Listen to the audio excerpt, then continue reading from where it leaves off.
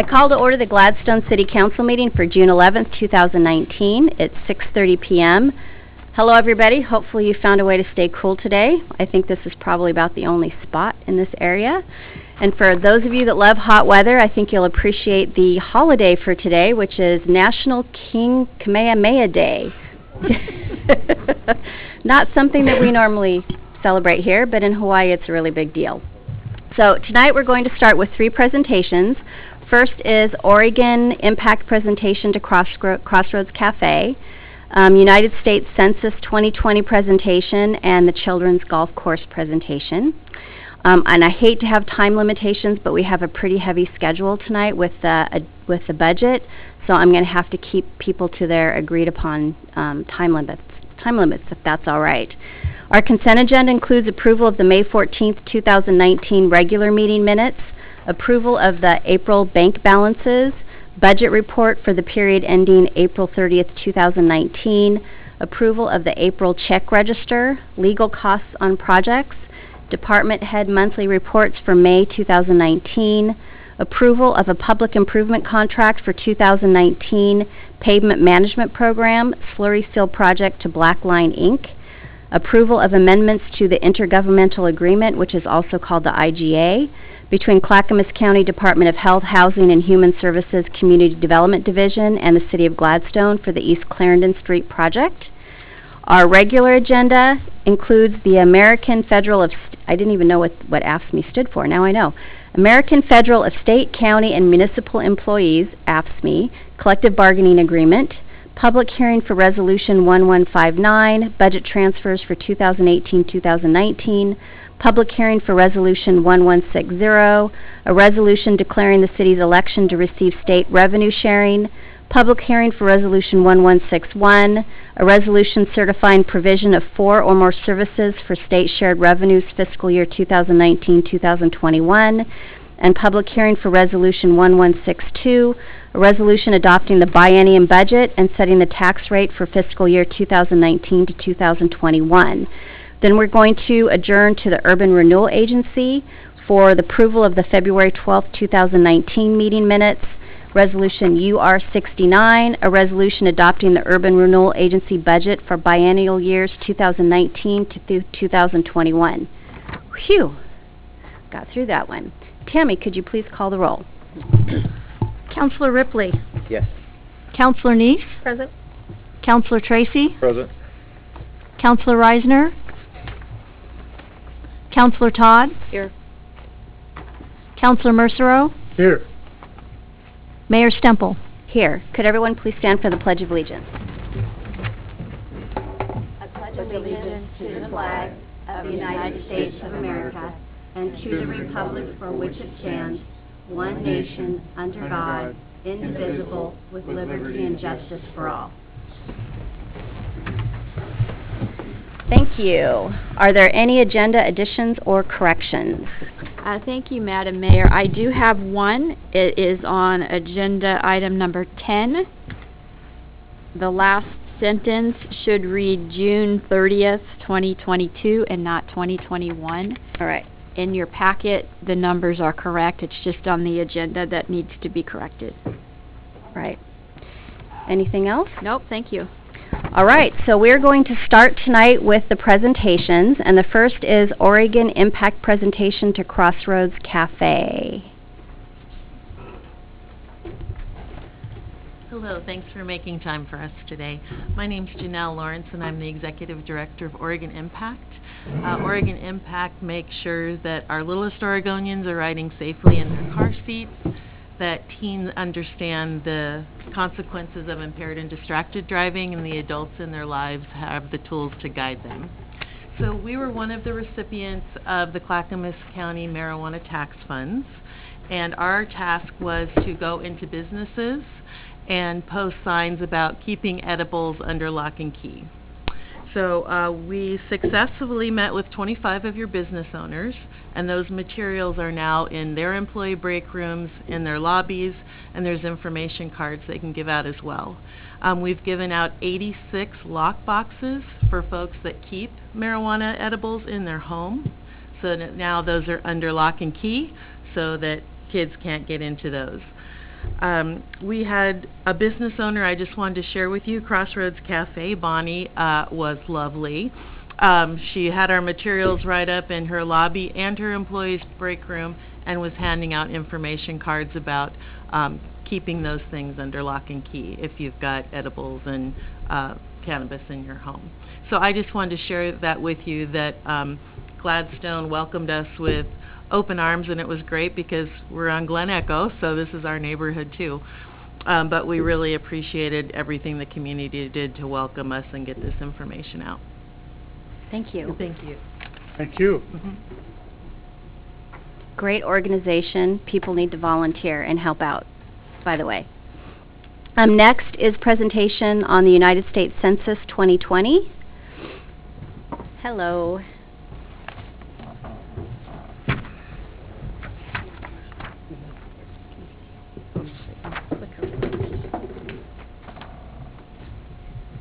Hello, my name is Sarah Bashore. I'm a partnership specialist with the U.S. Census, but I do live in Clackamas County.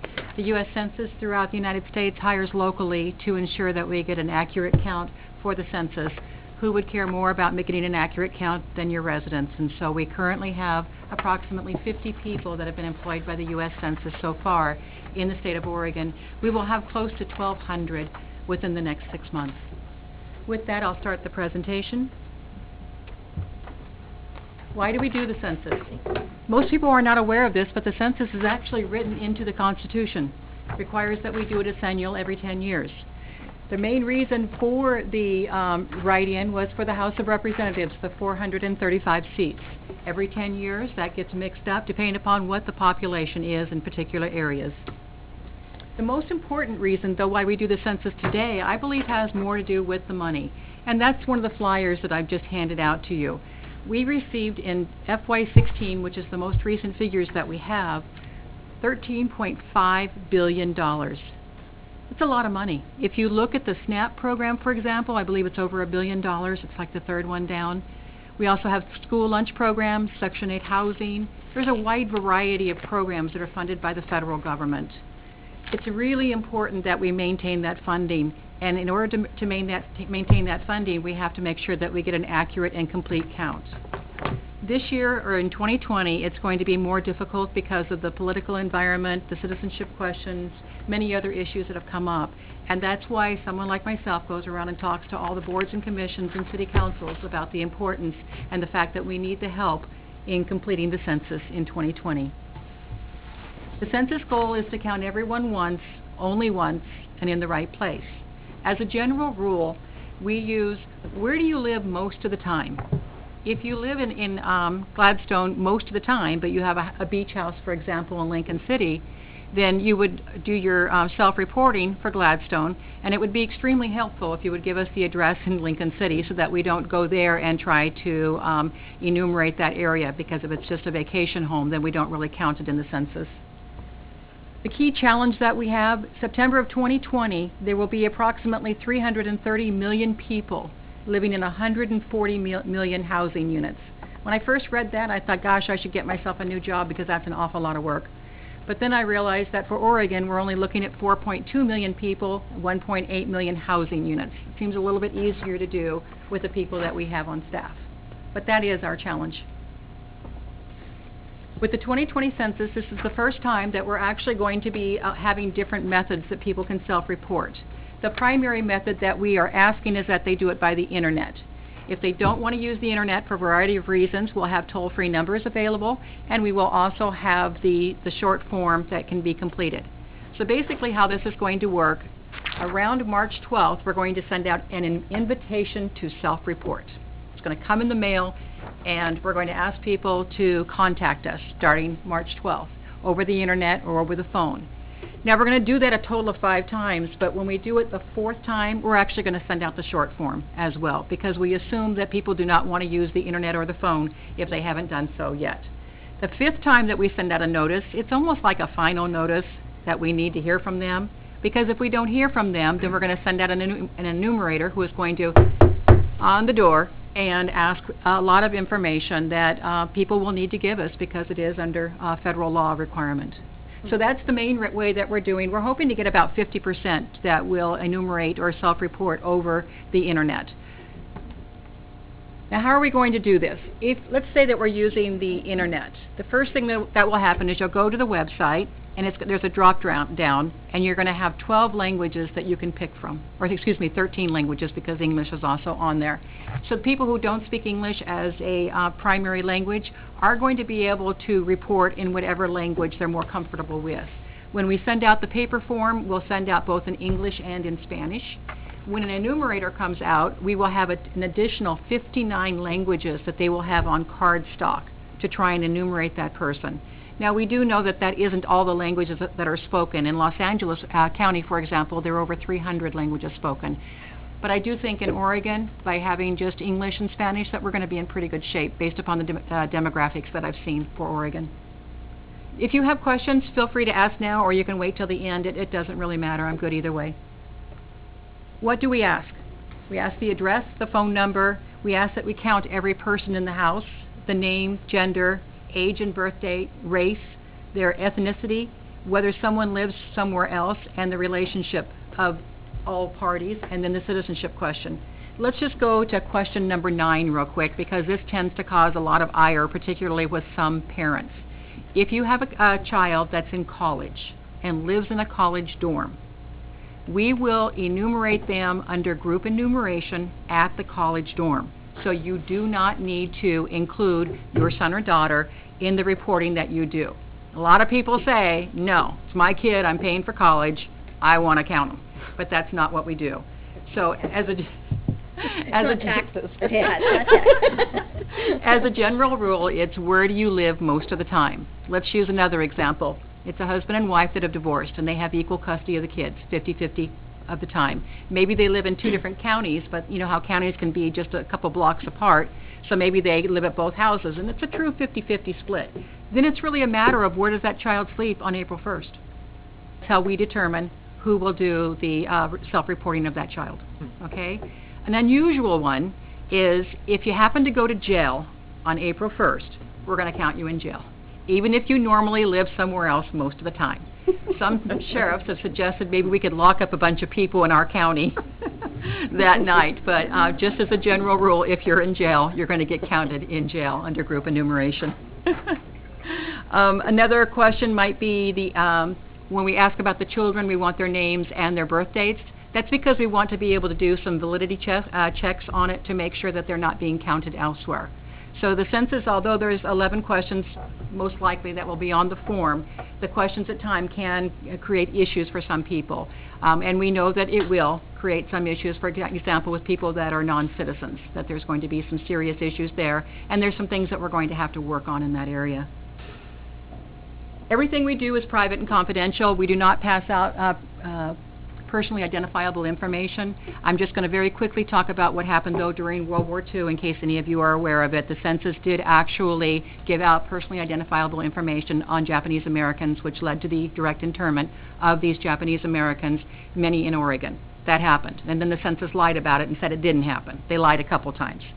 At some point in time, under the Freedom of Information Act, and our president made the comment, I think it was Ford, that yes, we did do that, and we apologize. However, at that time when the census gave out that information, it was a lawful act. There was nothing to prohibit us from doing that. After World War II ended, approximately 2 years later, Congress did enact and tighten up Title 13, which requires that we can no longer give out that information. So just to prove what we've got under Title 13, after 9/11 happened, the same type of thing was asked by law enforcement officials. They wanted to know if there were any Arab Americans living in and around the New York area, and particularly could they get some addresses. The Census Bureau said no, and it was upheld that we could not give out personally identifiable information. However, many civil libertarians still have issue with the fact that we gave out demographics for the area, but those are the same demographics that you're going to see in a few minutes as I get to them. It's public information at the census tract level. So you can see the ethnicity and other things about people, but everyone can see it. It's public knowledge. It's just not personal information that we give out. The hard-to-count populations, I've gone through and I've run all the numbers for you in these areas, so we're just going to go through them very quickly. In Clackamas County, we have 416,000 people. According to 2017 statistics, your population back then was almost 12,000, and you had 536 housing units. That means we'll send out invitations to 536 housing units. For those, About 5,036. I'm sorry? 5,036. Yes, I'm You sorry. said 500. Oh. Oh, really? That's a lot of people. Sorry. in few houses. Those that are 62 and older, you've got a pretty strong demographic there. Statewide, it's about 18%. You're at 20%. We just need to make sure that seniors are involved in the census process and understand the importance of it. Usually with a senior, if you tell them it's in the Constitution, it's their civic duty, they'll usually do what they need to do. But you do have a pretty good, that's 1 in 5. Children under the age of 5, you're actually really low in this area. In many cases, you see between 5 and 6%, and children under 5, for a variety of reasons, tend not to be counted. The second reason, I think, is the biggest. In today's times, we have a lot of grandparents who are raising their grandchildren. If they have an apartment, for example, that's supposed to be adult only, they don't want to report that their grandchildren live there because they're afraid that they're going to get in trouble.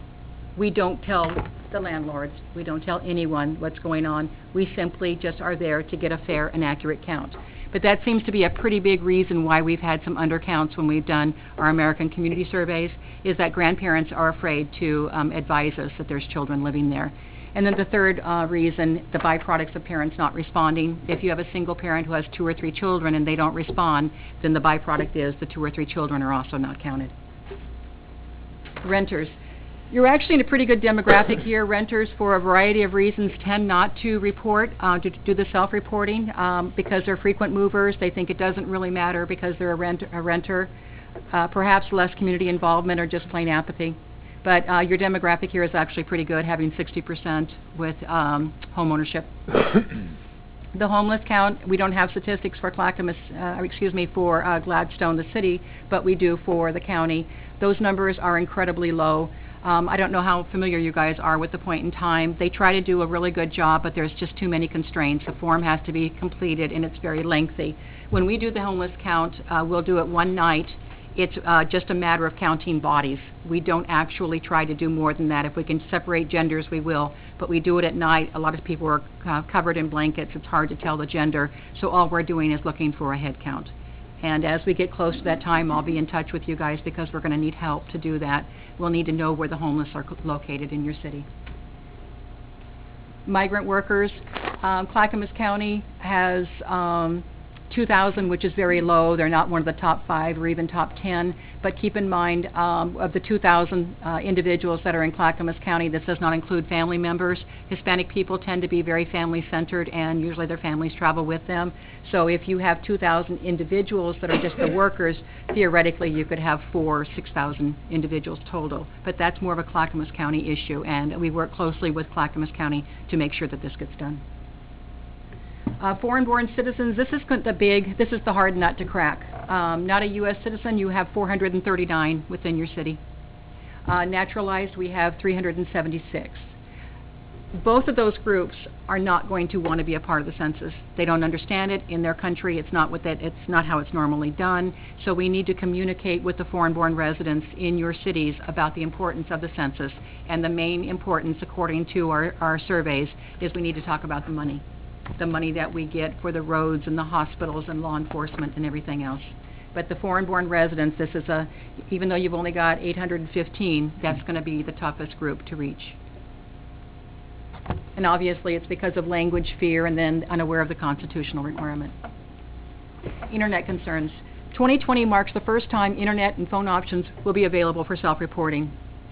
With that comes a variety of issues. Familiarity with the internet, accessibility, the system security itself. A lot of people are concerned that we might get hacked, and then trust with the information. Once we get it, if they're foreign-born and they're not a U.S. citizen, they have concerns that we'll turn them over to ICE.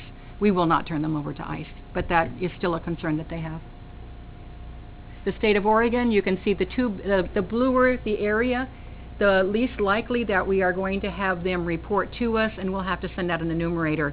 That's really the critical issue for us, because when we send out the 5 invitations, that's pretty cost effective to be able to do that. Once we actually have to start sending people out to knock on doors, our costs skyrocket. So the more we can get people to do the self-reporting, the better off we're going to be. Now, in the Upper Blue County, the Upper Blue area, that's actually part of Clackamas County, but it only has 139 residents, so it's a very small area.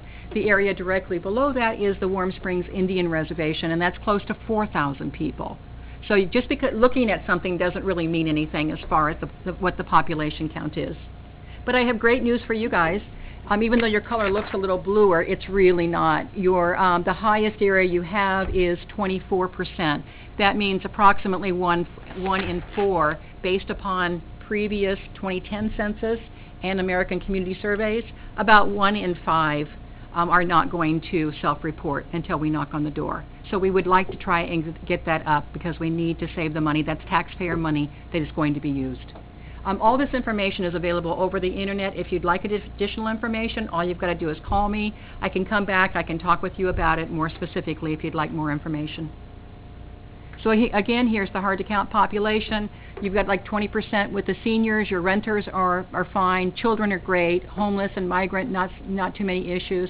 And so it's really going to be your foreign-born immigrants and internet concerns, and how do we address those.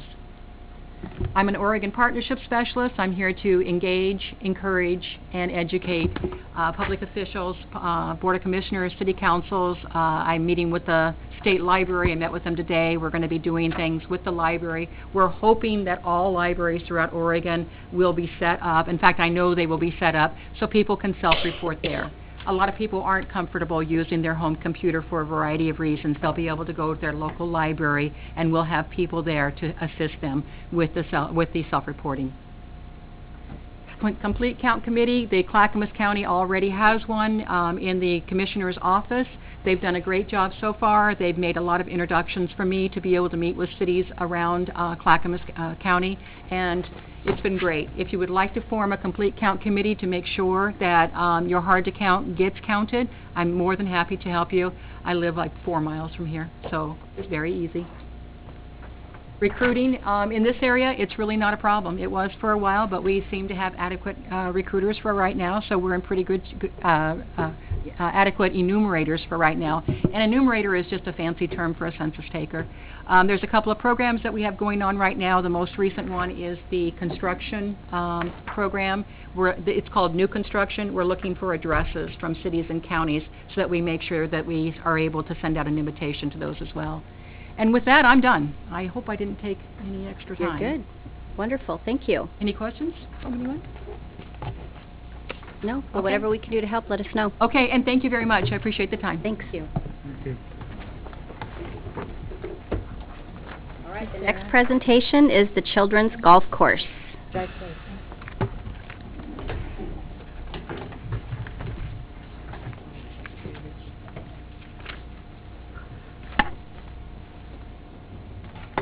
Don't trip. I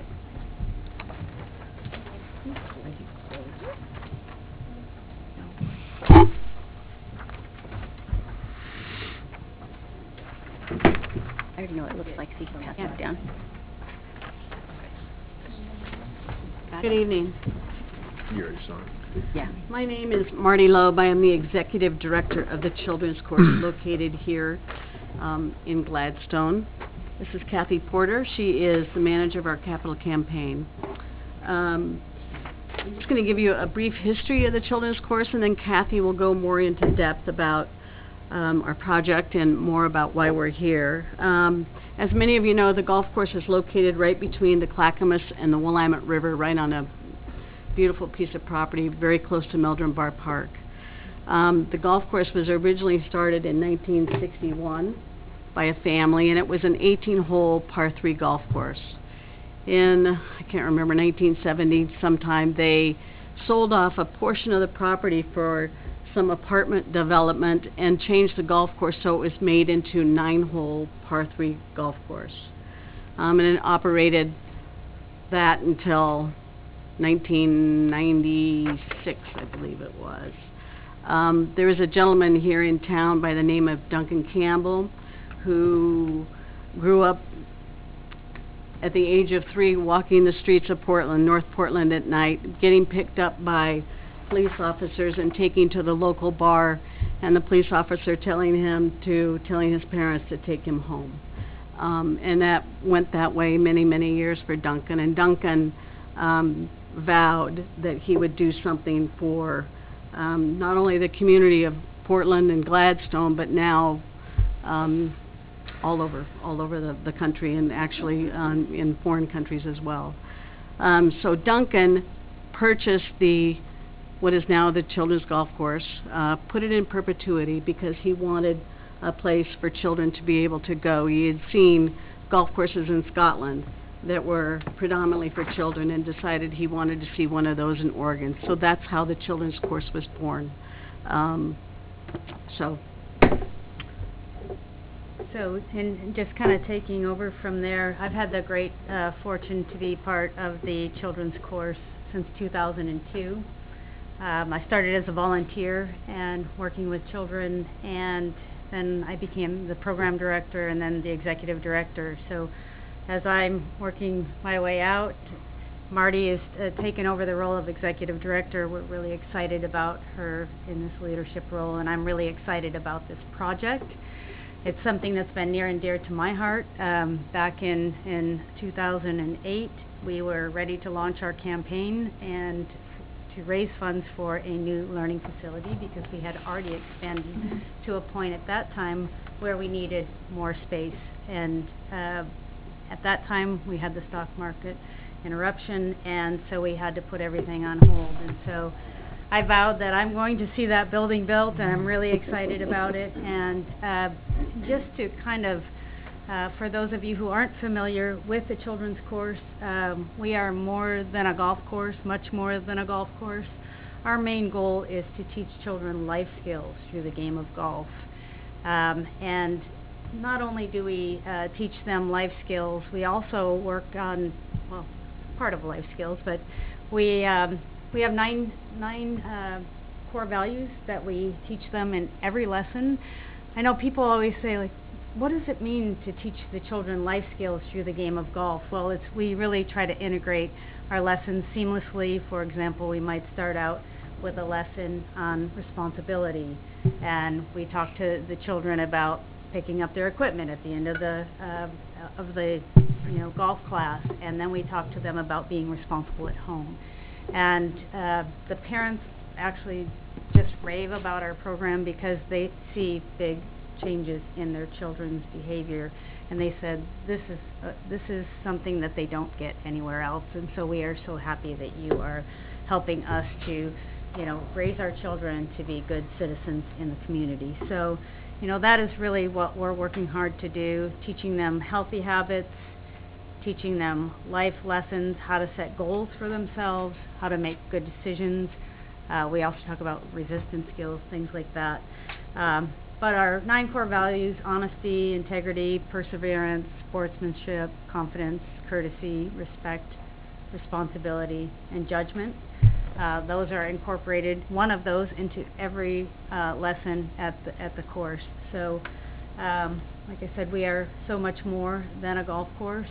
We are here to create a community of great children, and so we're excited about the possibility of expansion of our programs right here in Gladstone. This new facility will allow us to add an additional 500 children that we serve right here in Gladstone, from 1,000 to 1,500 children annually. It'll also allow us to triple our mentor program. So we in addition to our golf and life skills classes, we offer a one-on-one mentoring program where we pick up children in a local trailer park. We have 11 to 12 children that have been participating, and we bring them back to the course once a week, and we provide one-on-one tutoring for these children.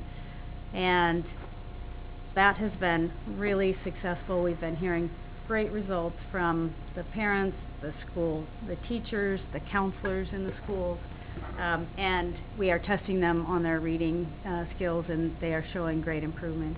All reading, they were reading below grade level, and now they are all reading at grade level or above.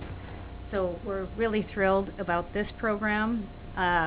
When we go to the trailer park, we pick the kids up, and there are several other kids clamoring to want to come, and they want to know how they can get involved in the program.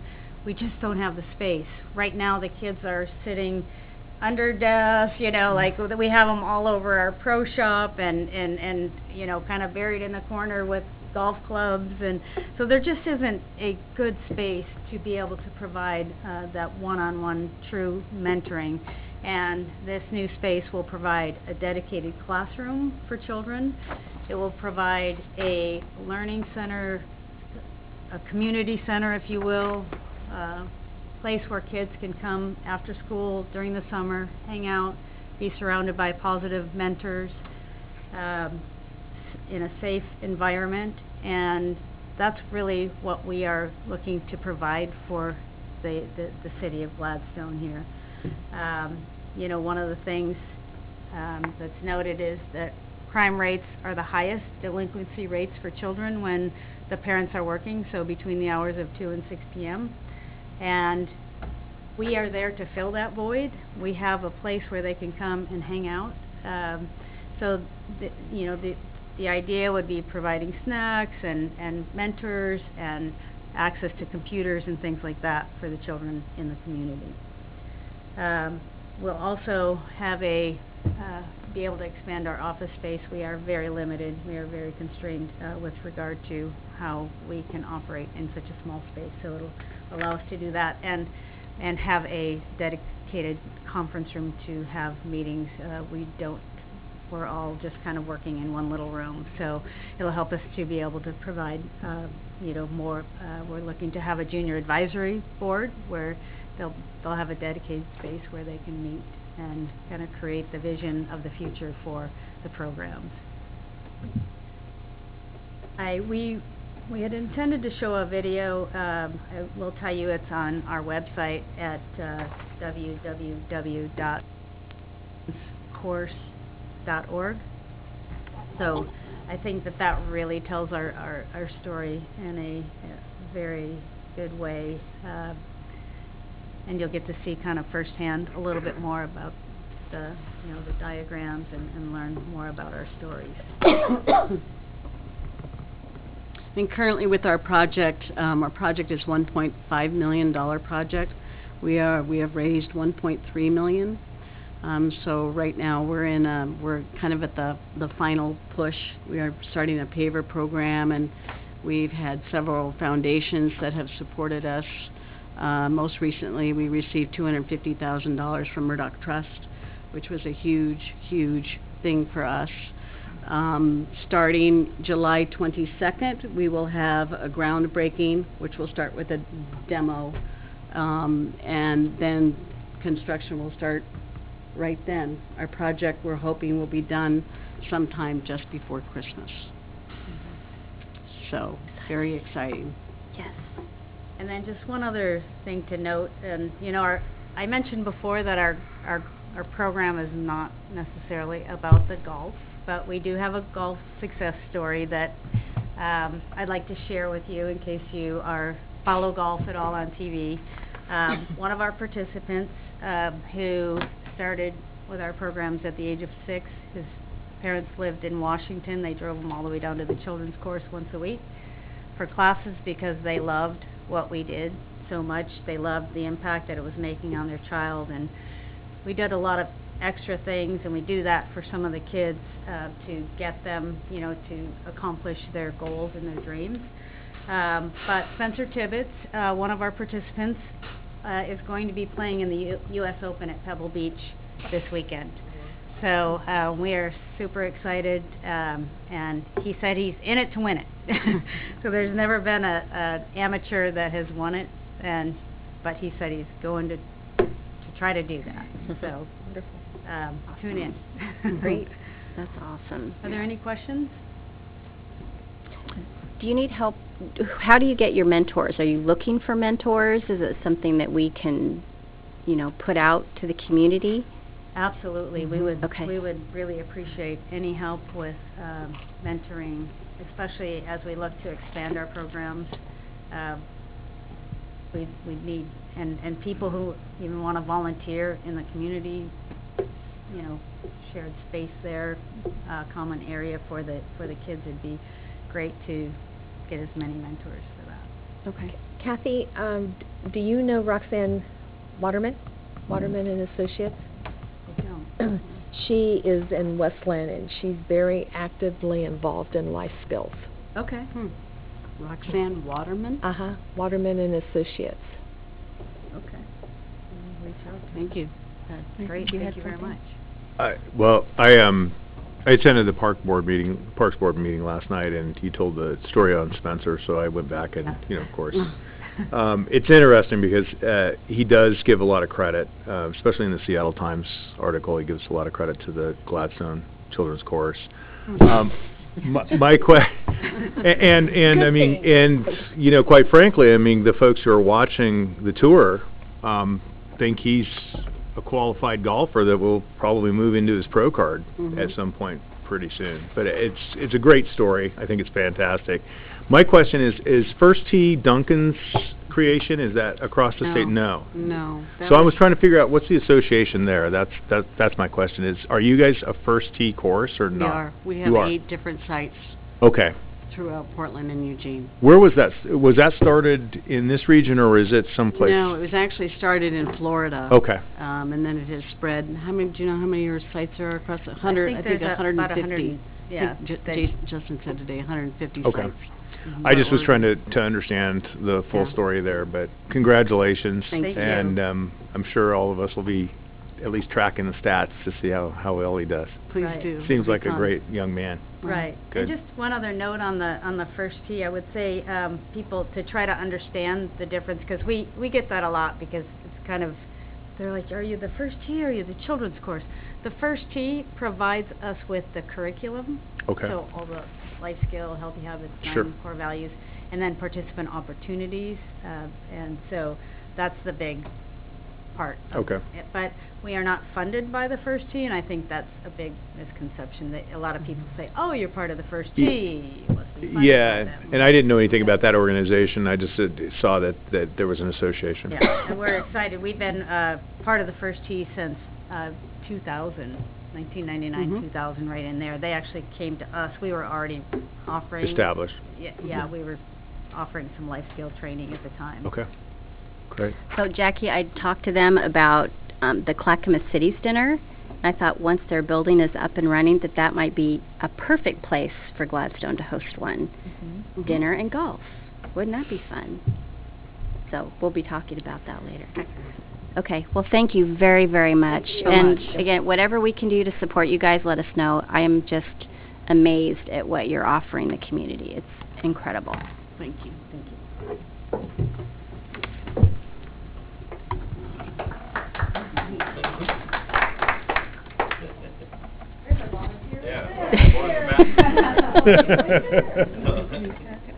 Yep. So first, for those folks that would like to speak, again, please fill out a yellow card that's over there on the black table. And note whether you want to speak during general business from the audience or during a consent agenda item, and bring it up to Tammy and we'll call you up. And as a reminder that it's 3 minutes unless you have pre-approved additional time by staff. Also, I would like to say a few words regarding the City Council, which is how I always start these. The most important limitation we have sitting here is that we are representing the citizens of Gladstone, not our own personal agendas and beliefs. There have been many times when a decision being made doesn't align with what we would like personally, but have made a decision based on what is best for the city as a whole. And that doesn't mean that our personal beliefs have changed. It just means that the city's needs were most important.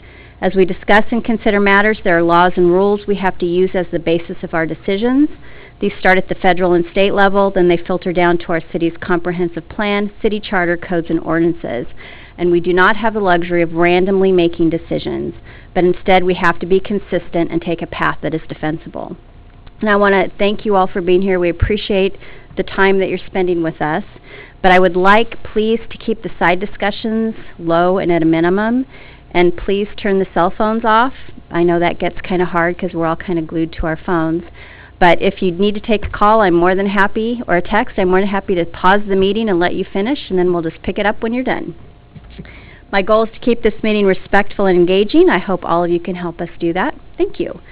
So the first item is the consent agenda. Do we have a motion or discussion? Mayor, I'd like to make a motion that we accept the consent agenda. I'll second that. Motion was made by Counselor Neese and seconded by Counselor Todd. I would like to pull item 6 just for a short comment. Okay, we have a motion. Do you guys want to withdraw your motion then? Okay, let's draw it. So which item would you like to pull? I'd like to pull number 6.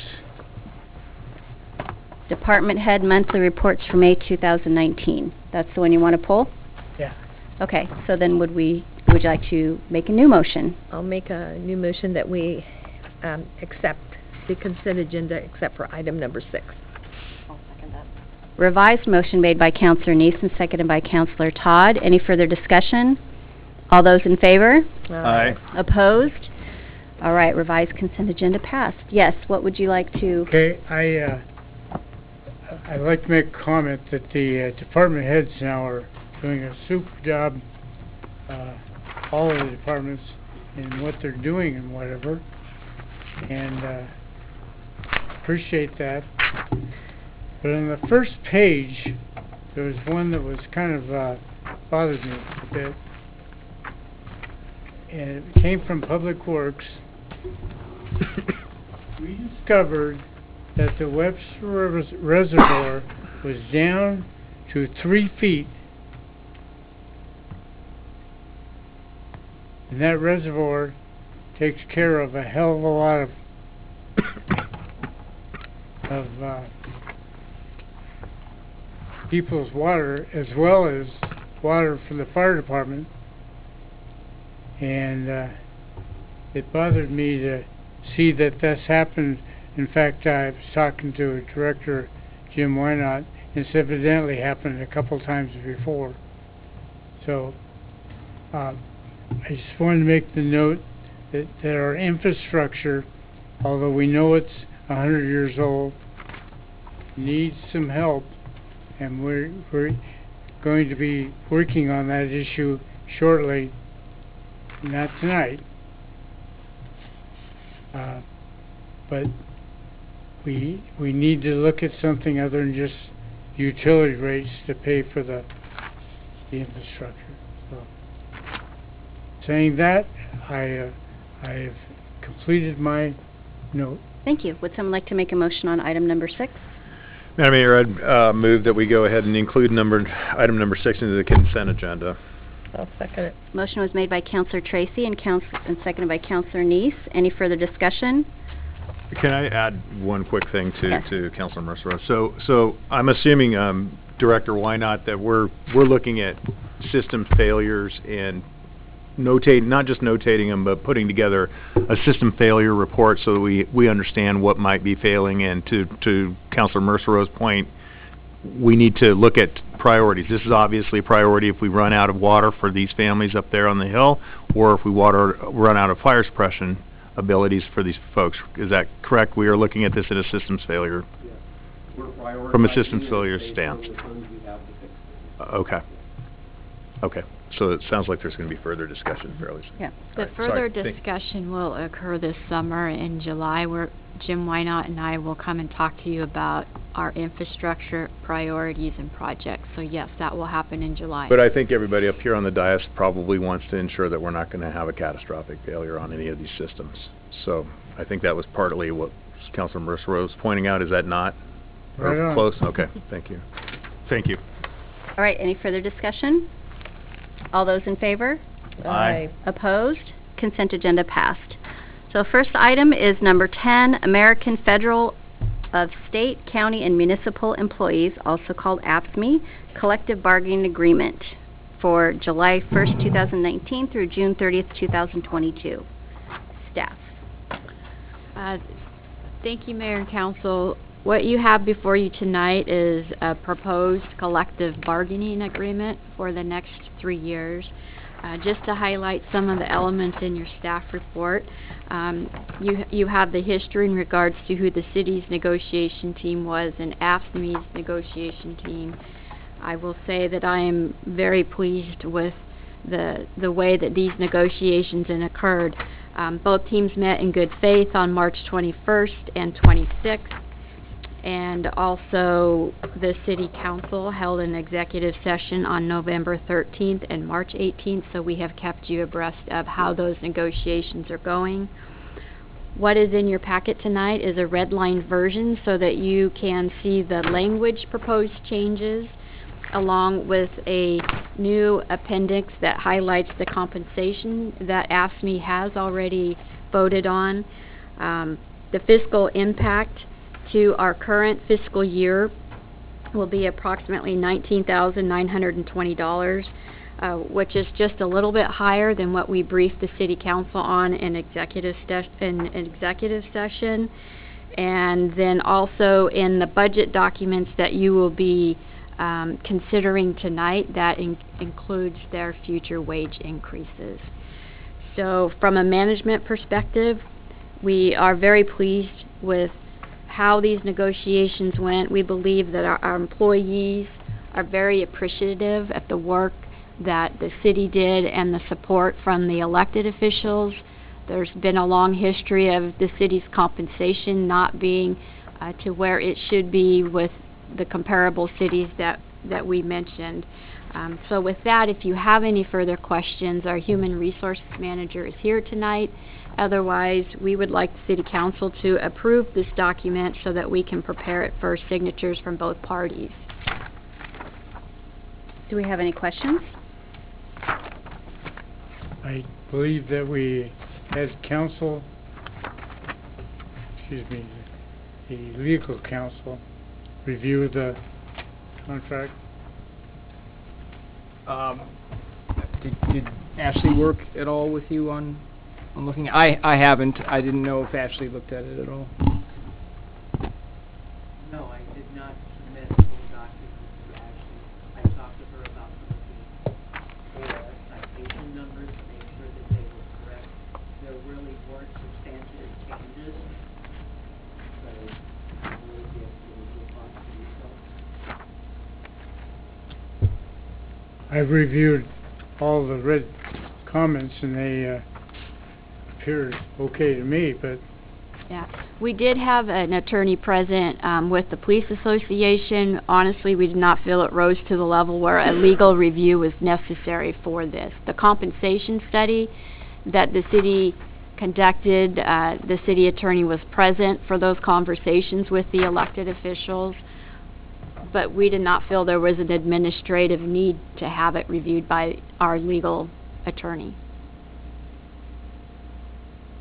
And I can say that's not an uncommon thing, especially when you have somebody, like Nancy with her HR background. There's nothing really surprising about that, if that matters at all. the rest of the council agrees with it, I'll buy into it myself. Thank you for saving us some money. Any other questions? Would someone make a motion, please?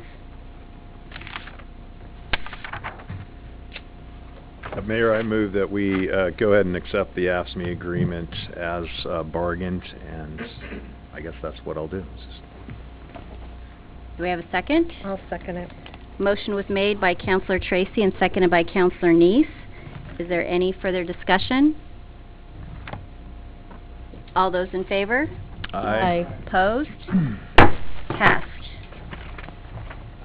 All right, so the next portion are public hearings, and for 11 through 14, it is the budget discussion, the general budget, and per my consultation with the Oregon Ethics Commission, I'm going to have to claim an actual, and in their words, statutory conflict of interest because my husband works for the fire department. So I'm not going to be participating in that piece of this, either in discussion or decision. So I'm going to turn it over to Matt, Councilor Tracy, to handle that part. Excuse my purse down here. Kick it out of the way. I'm going to sit right where I am.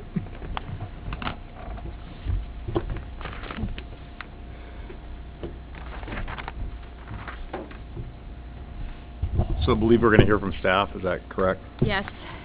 For a long time. So before we get started on the approvals for the next biennium budget, our interim finance director is going to talk to you about the resolution authorizing the budget transfers, which is the first item that you have. So this is resolution number 1159, and it is to cover the 2017-2019 biennial budget. I believe in the past, I believe in the past we have spoken about the need that we would bring back a budget resolution transfer at the end of the year if it did look like we were running into any issues within the budget as far as over expenditure of appropriation. City did very well, the directors all did very well in keeping their budgets in line this year. There were only 2 areas that we did run in were, basically from a position of being conservative with the budget. We do want to go ahead and recommend that we do some minor adjustments. We need to increase the appropriation level within both facilities and the Parks Department regarding their personnel costs. The associated personnel costs were not quite budgeted at a level that is necessary for the year. For each one of those, we are only doing a total of $80,000 will be transferred from general fund contingency, adding $30,000 to facilities and $50,000 to Parks Personnel Services. As you may remember, facilities, this was the first biennium that we had that department in here. So it was a shot in the dark to start with. So overall, it did very, very well. Then the other resolution transfer that we need to make is dealing with the municipal court fund. This is basically just pass-through money. It's turned out that the court has brought in a lot more revenue than was anticipated.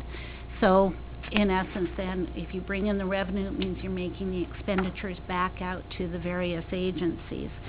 So we'll increase the revenue, increase the appropriation in order to accommodate for that.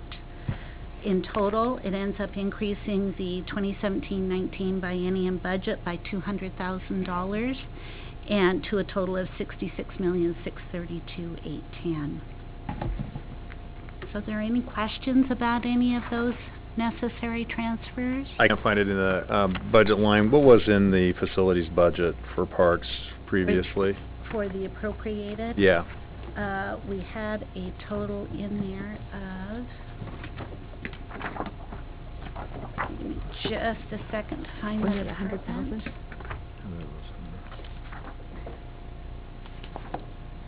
In facilities, it was, we had a total for the biennium of $11,700. Oh, Okay. 11,000. Yeah. Okay, Thank you. that was more. Then, and the amount that is showing in here in the final adopted is what it is currently. It does not include this adjustment that will Okay. happen, obviously. So that's what's in the budget document. Yes.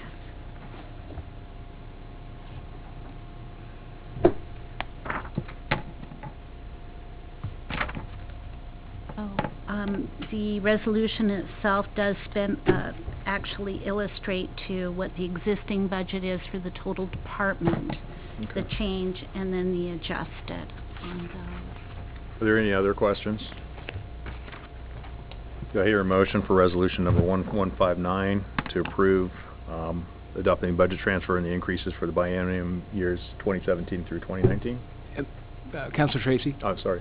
Just in abundance of caution, I would also just invite any comment that the public has. I know your practice is to have everybody fill out a card, but I'd like it for the record just to be there that you all invited comment. So advised.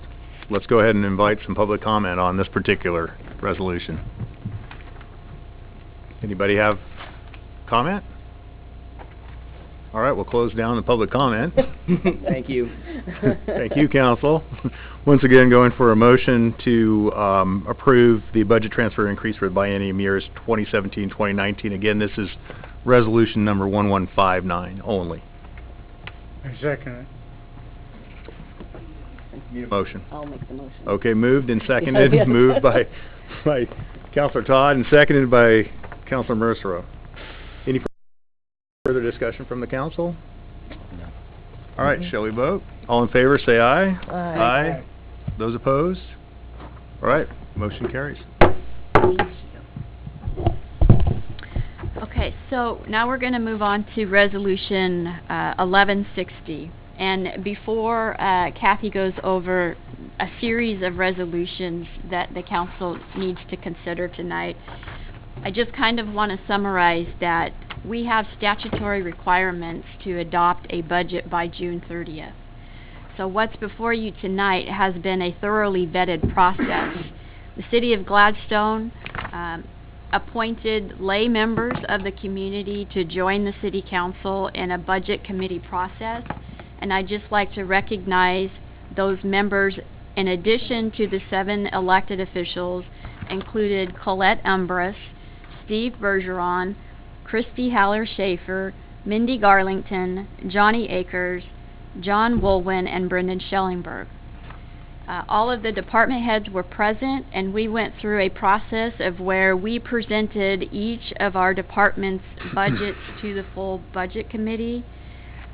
We had discussion, we talked about state shared revenues, and at the outcome of that meeting, the budget committee recommended to the City Council to adopt our biennium budget for 2019-2021.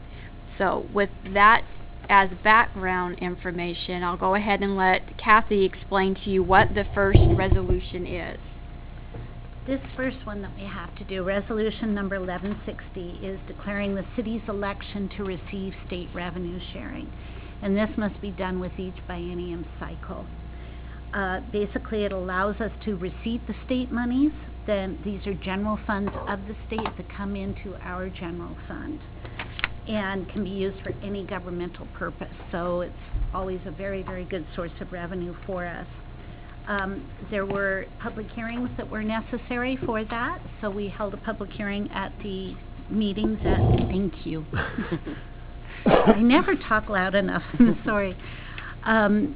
We held a public hearing at the budget work session there, and then this one here tonight counts as the second one that we will be doing.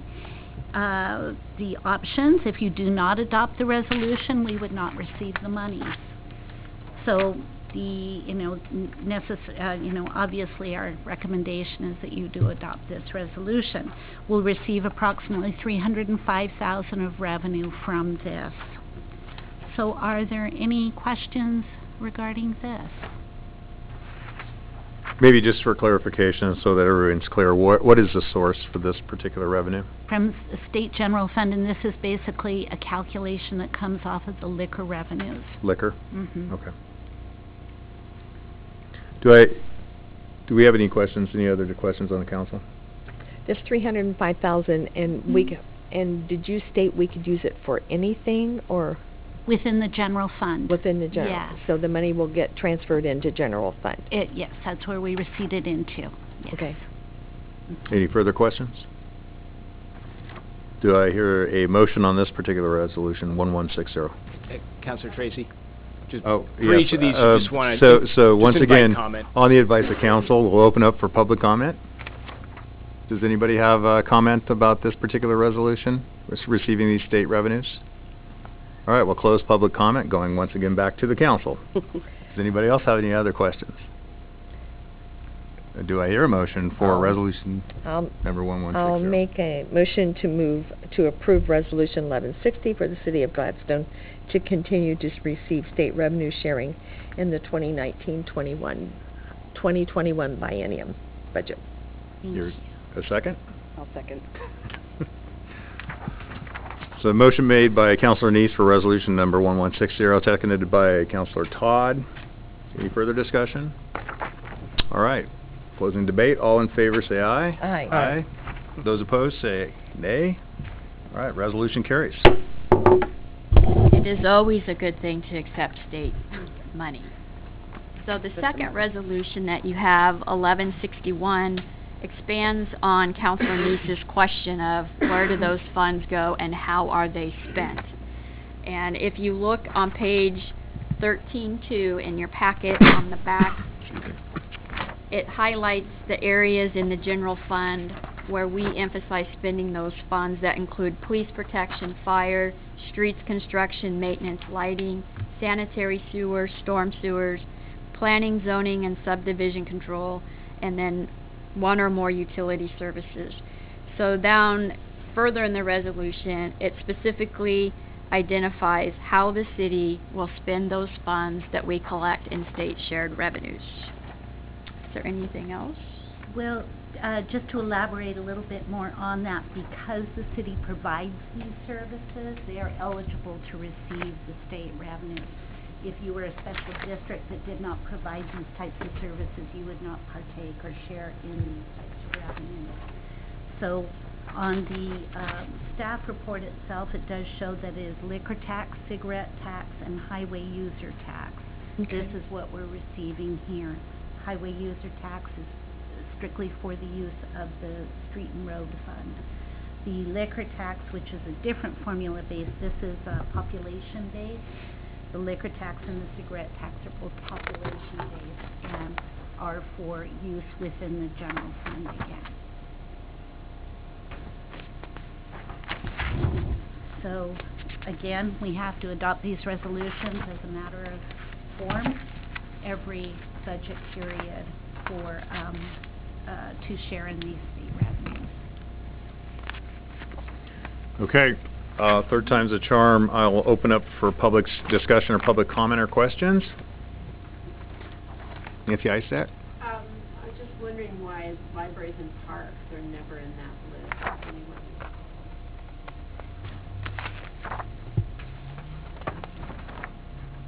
These are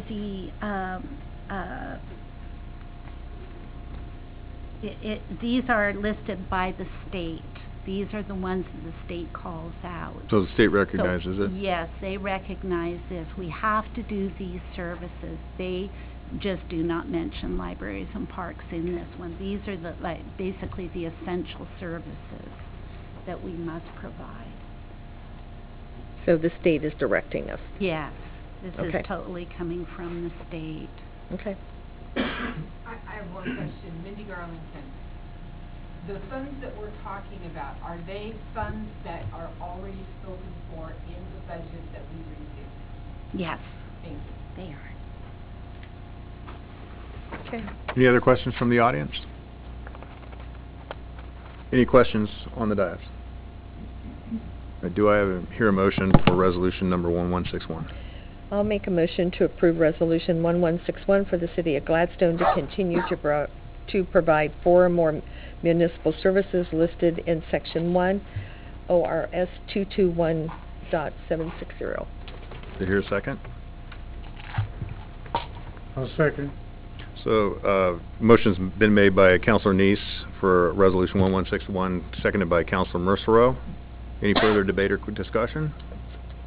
All right, all in favor say aye. Aye. Aye. Aye. All opposed say nay. All right, motion carries. Now we're getting complicated.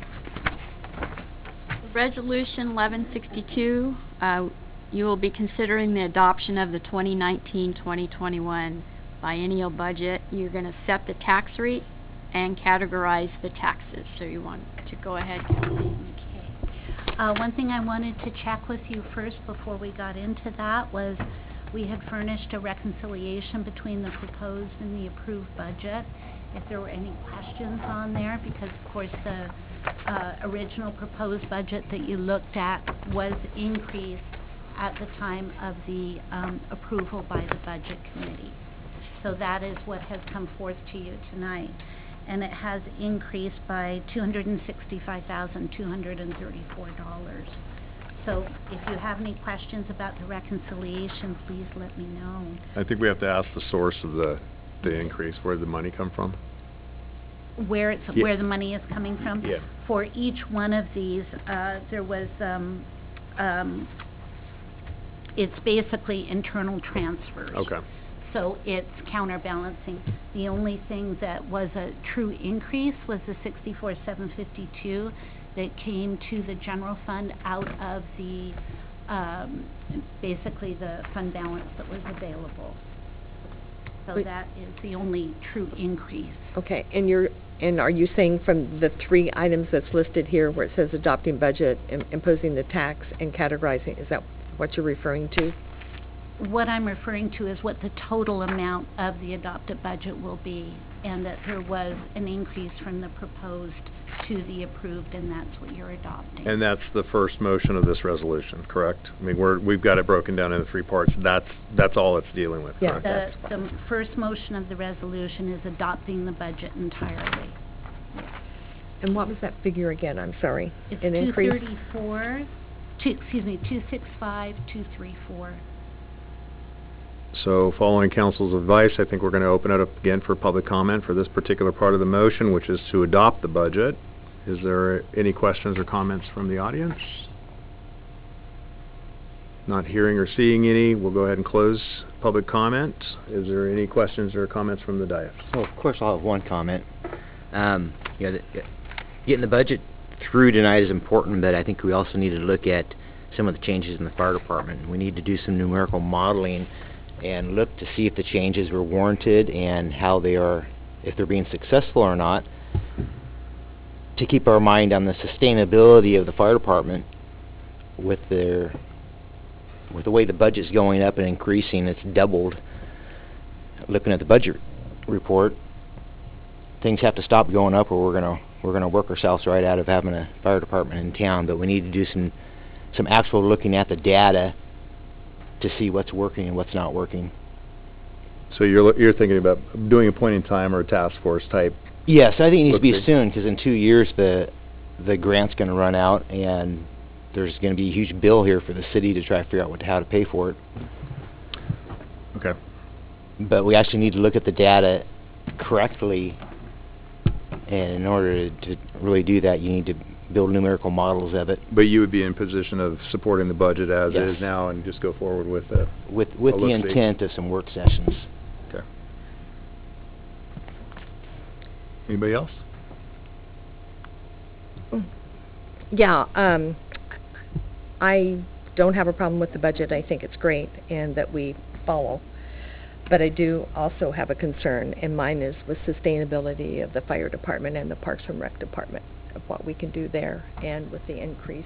And so I think that's something that we need to make sure that we have coverage in the future. I think it's fair, and I think that I myself as a counselor would be willing to sit down and continue looking at these things. I think we have a number of things, including the Public Works Department and some of the issues that they're facing, so I'm with you on the concerns. Okay.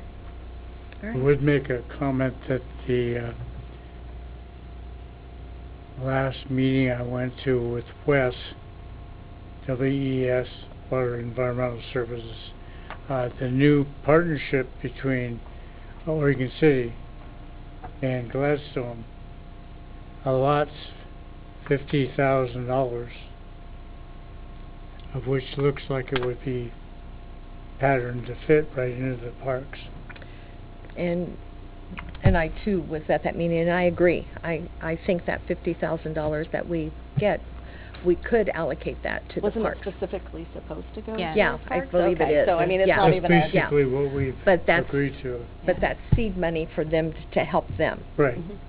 I think the timing of these conversations are optimum, because at your next council meeting, you will be considering an agreement with WES Right. that they would like to contribute $50,000 each fiscal year that would be placed into a designated parks fund to do projects.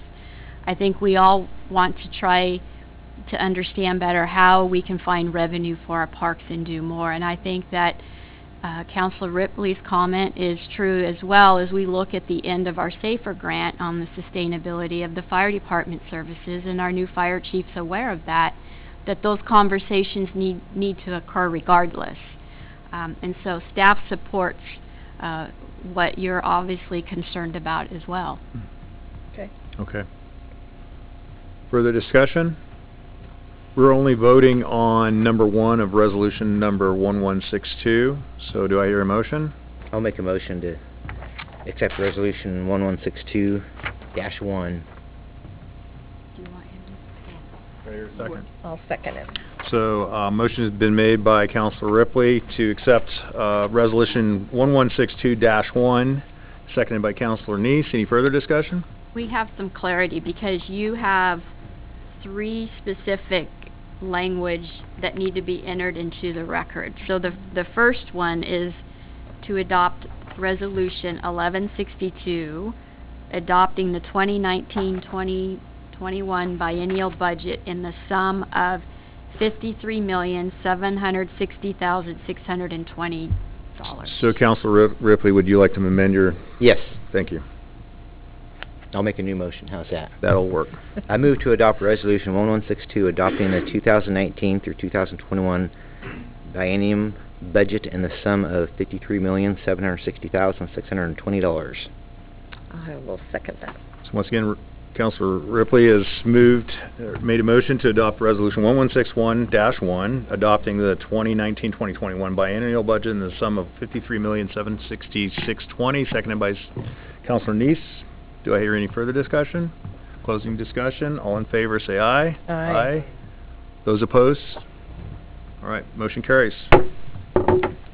Now you have a second item for Resolution 1162. It is on page 14-2. If one of you wants to make a motion and read number 2 into the record. Do we want to... Why don't you just take a comment? Yes, please.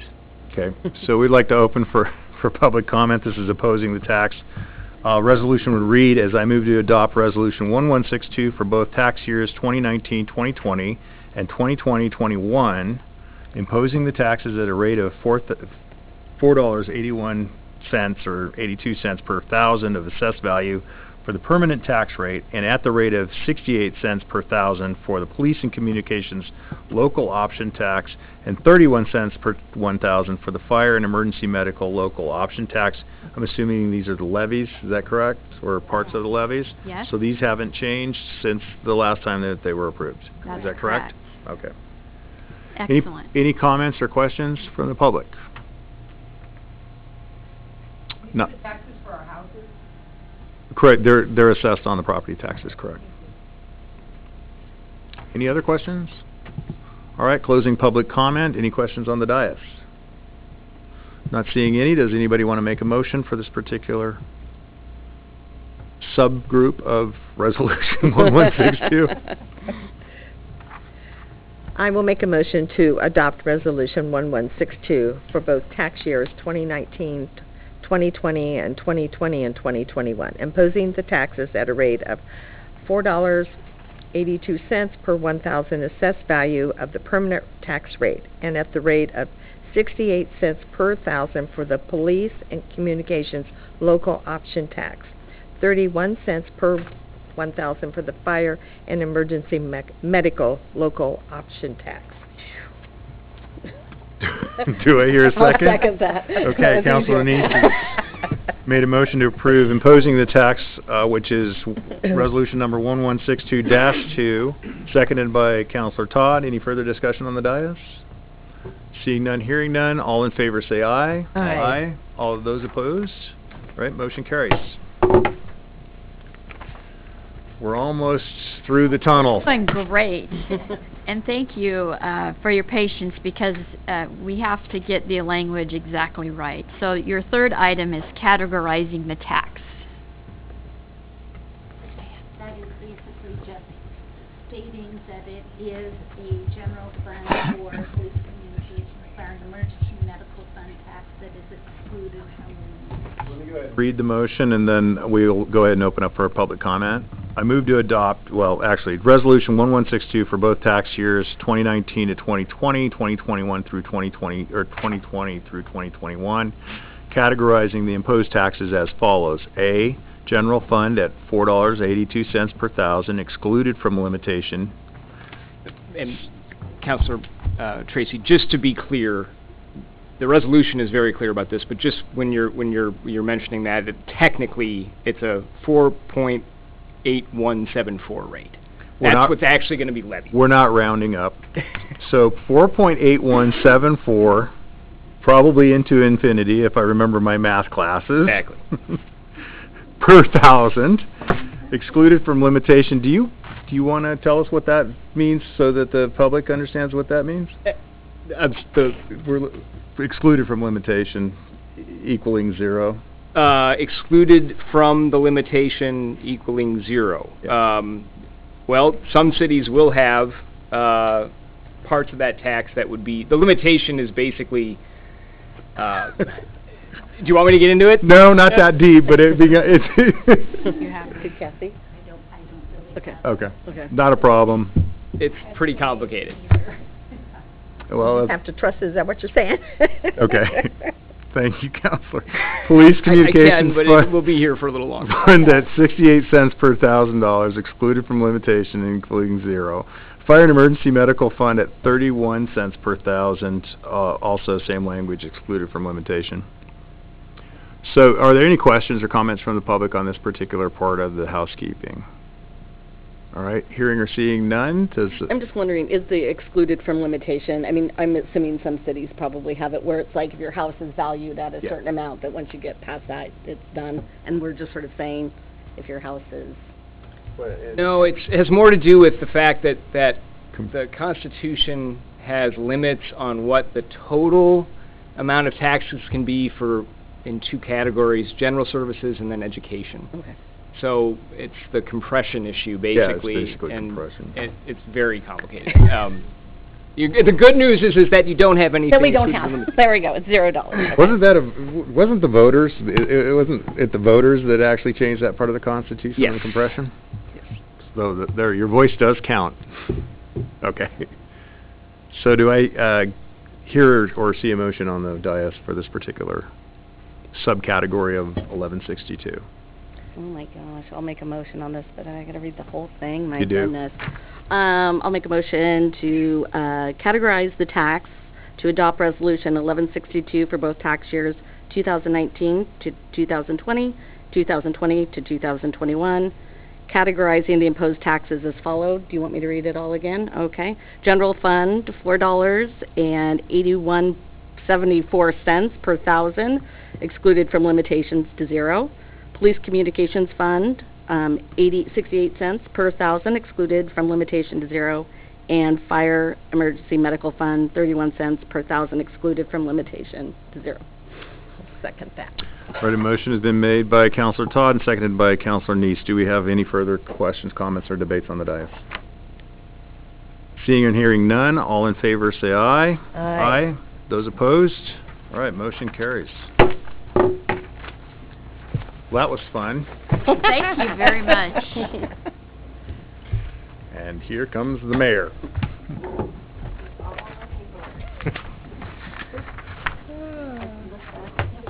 But I drop everything. All right, I feel like doing an I'm back.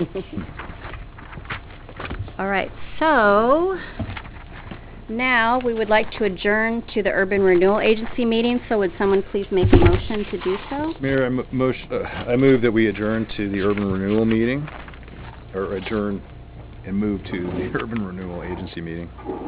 Do I have a second? I'll second. Motion was made by Councilor Tracy, seconded by Councilor Neese. Any discussion? All those in favor? Aye. Opposed? All right, we're in the Urban Renewal Agency meeting. First item is number 15, approval of the February 12th, 2019 meeting minutes. Anything from staff? Nope. Any questions?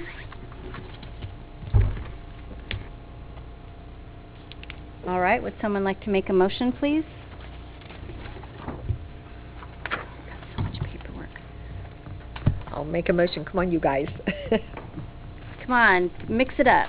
Tom, Councilor Mercero, you want to make a motion?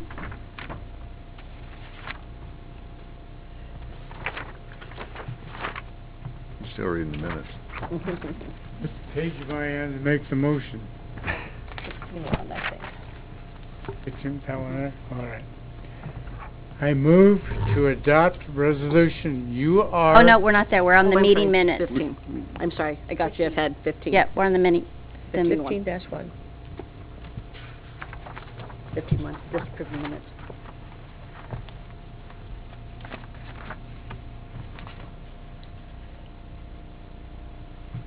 All right, I move to approve the meeting minutes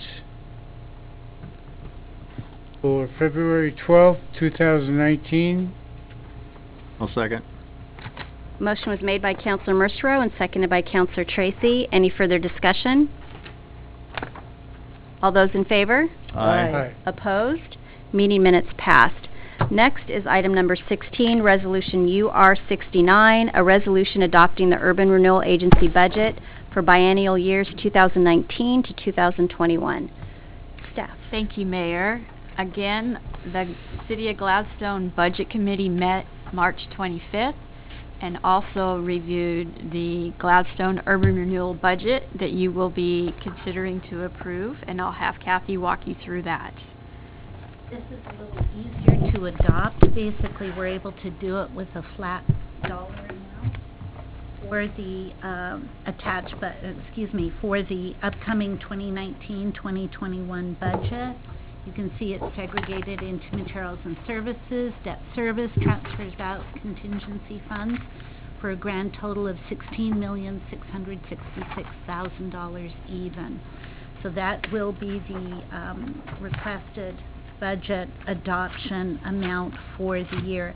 The tax increment remains unchanged, and we're requesting the maximum amount of revenue that will be raised by a method they refer to as dividing the taxes under Section 1C, Article 11 of the Oregon Constitution. And then $0 are requested or generated through the imposition of a special levy. So there is nothing coming in that way. It is just the flat amount, basically, as I say. As you know, this is all for the use, or not all. Will be raised within the urban renewal district, and much of it will be transferred over to the city for the construction of the civic center. Okay. So are there any other questions on the Urban Renewal Agency budget? I have a question. Tammy, do we have anybody wanting to speak on this piece? Not. Okay. I have a question, and our attorney may know more about this. I'm hearing more and more cities dissolving their urban renewal agencies. Is that something that you're seeing at all? Because people are saying that it basically becomes a city council's private slush fund that they can do what they want with. Actually, anecdotally, we've had a couple clients in the past 2-3 years create districts recently where they haven't had them before. So none of our clients have dissolved them. Okay. There certainly has been over the years a number of those types of accusations and concerns, but we haven't had anybody other than I should say a few years ago a client wound one up simply because it had reached the end of its life, but it wasn't because they did it, because they just thought we want to end this for the reasons you're talking about. Okay. All right, that was the only question I had. When is the end of the life of our urban renewal? It's in perpetuity, from what I understand. Ours does not have a sunset Yeah. clause. Okay. However, when we financed and borrowed money, our intent was once those payments are paid back within the 8 to 9 years, that we would probably come to the city council to discuss, is it time to sunset this mechanism at that point. Okay. When was it started? Oh my goodness. In the late 70s, I want Yeah, to it's say? a long Back in time. the 70s, Okay. yes. Yep. Any other questions from council? Do we have any public comments? I don't see any. I see some smiles, but I don't see any comments. All right, would someone like to make a motion then, please? Well, go ahead and start the motion. I started. All right, you started already. Okay. And this is I- for the first number 1, adopting the budget. Right. Okay. Adopting the budget, I move to adopt resolution UR69, adopting the 2019-2021 biennial budget in the sum of $16,666,000. All right, do I have a second? A second. Motion was made by Counselor Mercero and seconded by Counselor Tracy. Any additional discussion? All those in favor? Aye. Opposed? Passed. All right, so now we move on to number 2, which is declaring the tax increment. Do we have any questions for staff on that one? All right, would someone like to make a motion? It is a long one, sorry.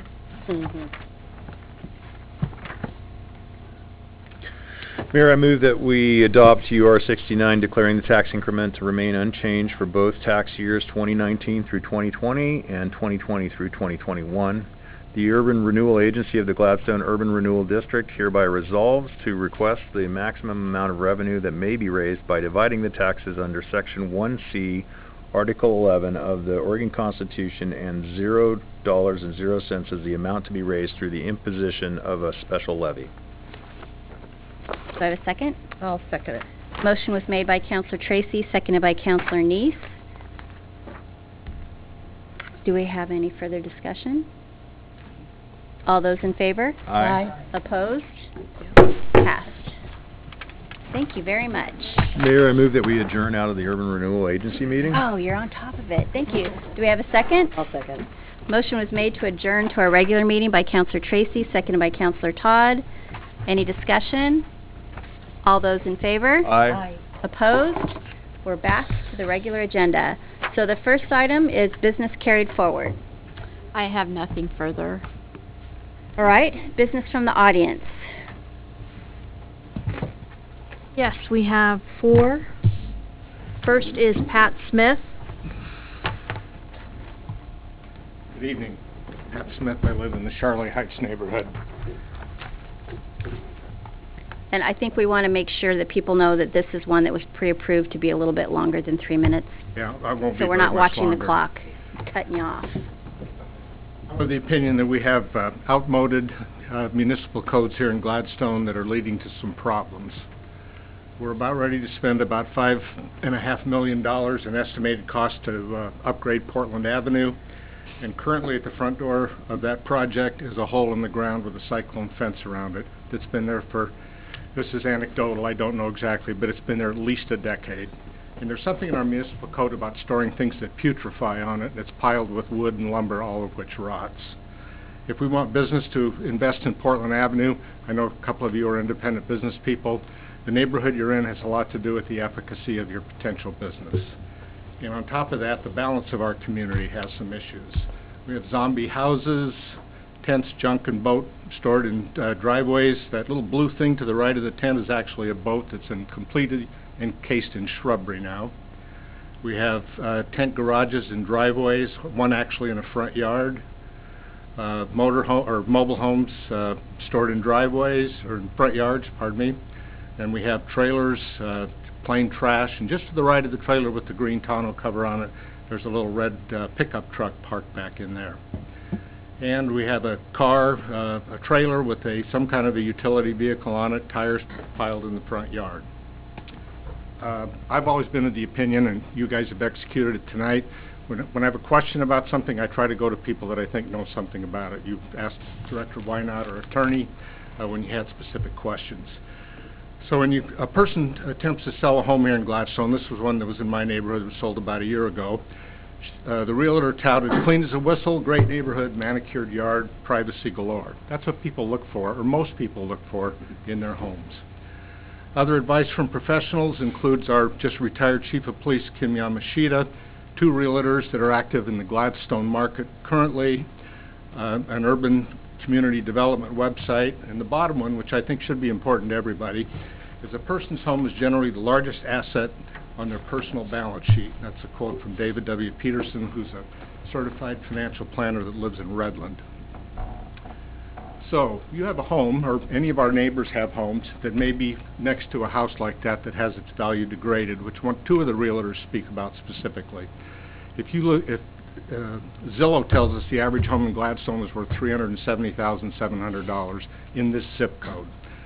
So if you were to lose 10% of the value of your home because you were next to some kind of a distressed property, it could cost you $37,700 if you live in an average home. Even 5% is a lot of money. So why and who is willing to accept this type of property and potential loss in the value of their property? I'm also kind of a believer in having some kind of a suggested things to do when I bring up a problem. My suggestion, these are simply suggestions, I don't pretend to have all the answers, but let's align our municipal codes with our neighboring communities here in Clackamas County, West Linn, Oregon City, Happy Valley, and the such.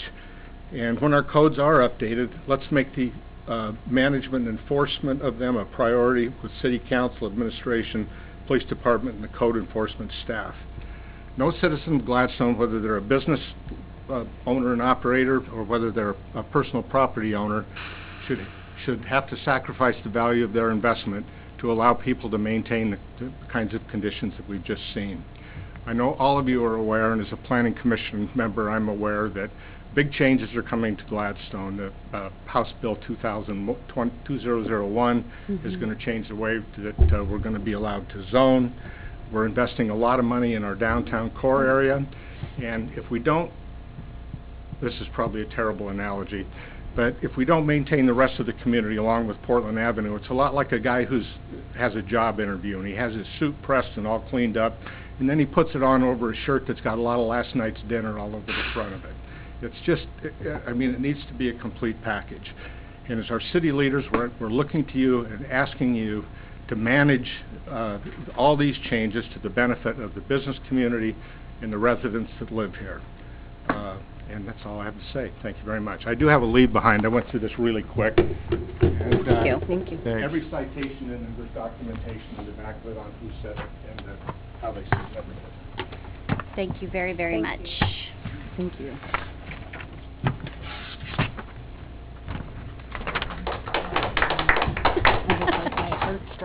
Yep. So I do have a question. Yes. So, For me, or? Yeah, I think well, we have a just follow-up general, one too. yeah, They're some piggybacking. comments, and I mean, you know, we've been focusing on this for a year or so. I know I've been on the council come 2 years, come July. As you know, we have citizens who'll come in and tell us just the opposite, that home values are not impacted. There's a ton of documentation. I understand that. I do understand that. But to and you know where I land on this, I think, Pat, because I agree, and I believe that it does have a lot of negative impact if we continue to just let it happen. But one of the things that I really do ask the citizens, and I think we would all agree, is just we need to get in this room and talk about it, even if we're disagreeing on whether it has an impact or not. The proof is in the pudding. I mean, we all know that it's going to have a negative impact. Blight, a lot of cities take care of blight in so many different forms, and former Councilor Milch was in here discussing this very issue when we were talking about housing, the housing zoning or the housing code audit. We're going to have to address blight, because I think it is now at the point where we have so many folks who could come in and invest in this region or invest in this city who are not going to. And I did hear straight from a developer about what Portland Avenue looks like to them, and we do need to do something. But please keep in mind, we're hearing it from both sides, right? And so there's a group of folks who also feel that it may become a civil libertarian issue to have me or you tell them what they should do with their property. So there's a delicate balance, I think, that we're working with here. And this is very important to have the data and have the information and the backing, and I think everybody up here believes that that's a good way to go. So, thanks. On the other side of that is communities regulating themselves as well, entrenched in state law in Oregon. You have zoning things, I live in a single-family house in a neighborhood. I can't tear it down and put a four-story building. Right. So somebody is telling me what to do or what I can't do with my property. Well, and collectively it is our community. Right, exactly. So. I'm just hoping, these are obviously extreme examples, and I'm just hoping that there's no one on the dais that thinks that that's what the future of Gladstone should look like. I hope we can at least agree on that. Yeah. I think so. Yeah. Thank you Absolutely. again. Thank you for putting all that together. And now we have another piggyback. Ralph Mateel. Or do you want us to take a quick break? No, I was going to move over. Are you doing the thing? Yeah. Yep. Okay. I'm just gonna, I just can't see it. I know. Yeah, this was a piggyback kind of by coincidence, but we did speak ahead of time, so it is a little bit coordinated. Okay. Good evening, Mayor Stemple, council members and staff. My name is Ralph Mathiel, and I'm a concerned Gladstone homeowner, investor, and potential reinvestor in Gladstone property. My concerns are regarding the poor condition of both commercial and residential properties that have become progressively worse, not just over a few months, but from years of neglect. And what do I push? Top right? Oops, That yeah, way? that one. Okay. Might have to do it, Tammy.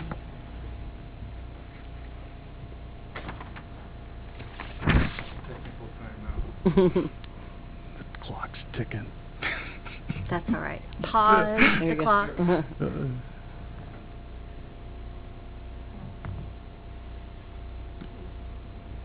It's been grumpy. Oh, bingo. There we go. Well, Ooh, that goes way back into the...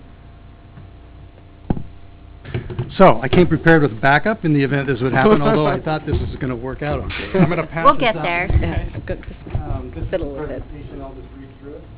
I guess you guys want a copy? Why don't you make sure they have them and Jackie does. Well, if you're hitting the wrong button, I got it Okay, well, I'll keep these until the end. So, arrow right here. So let me go back to... No, I don't think Yeah, I this think is... it's just hung up someplace.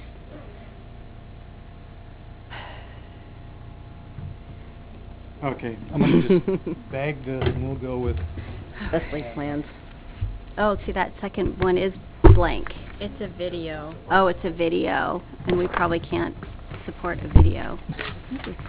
Well, it worked before, right? Our internet's not fast enough. Okay. So, Sorry about that. I'm going to go back. So basically, what I would like you to do is, on the second page, is just imagine that you've got friends coming over for maybe a Blazer game, or maybe you've got somebody coming over for Thanksgiving dinner, and you open up your window, open up the blinds, and that is what you see. That's pretty pathetic. So, I hope that none of you have that as your reality, but a lot of folks in Gladstone, that is their reality. So here are my thoughts. Maybe I can get through now. Which button was it, Pat? Top? The arrow that points to the right. Okay. So, I support the proposed changes to the code enforcement language so that the condition of these toxic and abandoned properties can be corrected. And regarding code enforcement, I want to recognize and applaud the city's change in strategy regarding the municipal code enforcement, moving from a complaint-based effort to a more proactive approach and increasing the resources devoted to the effort. I feel this is the absolute correct direction coming from the city leadership, but we need to do more.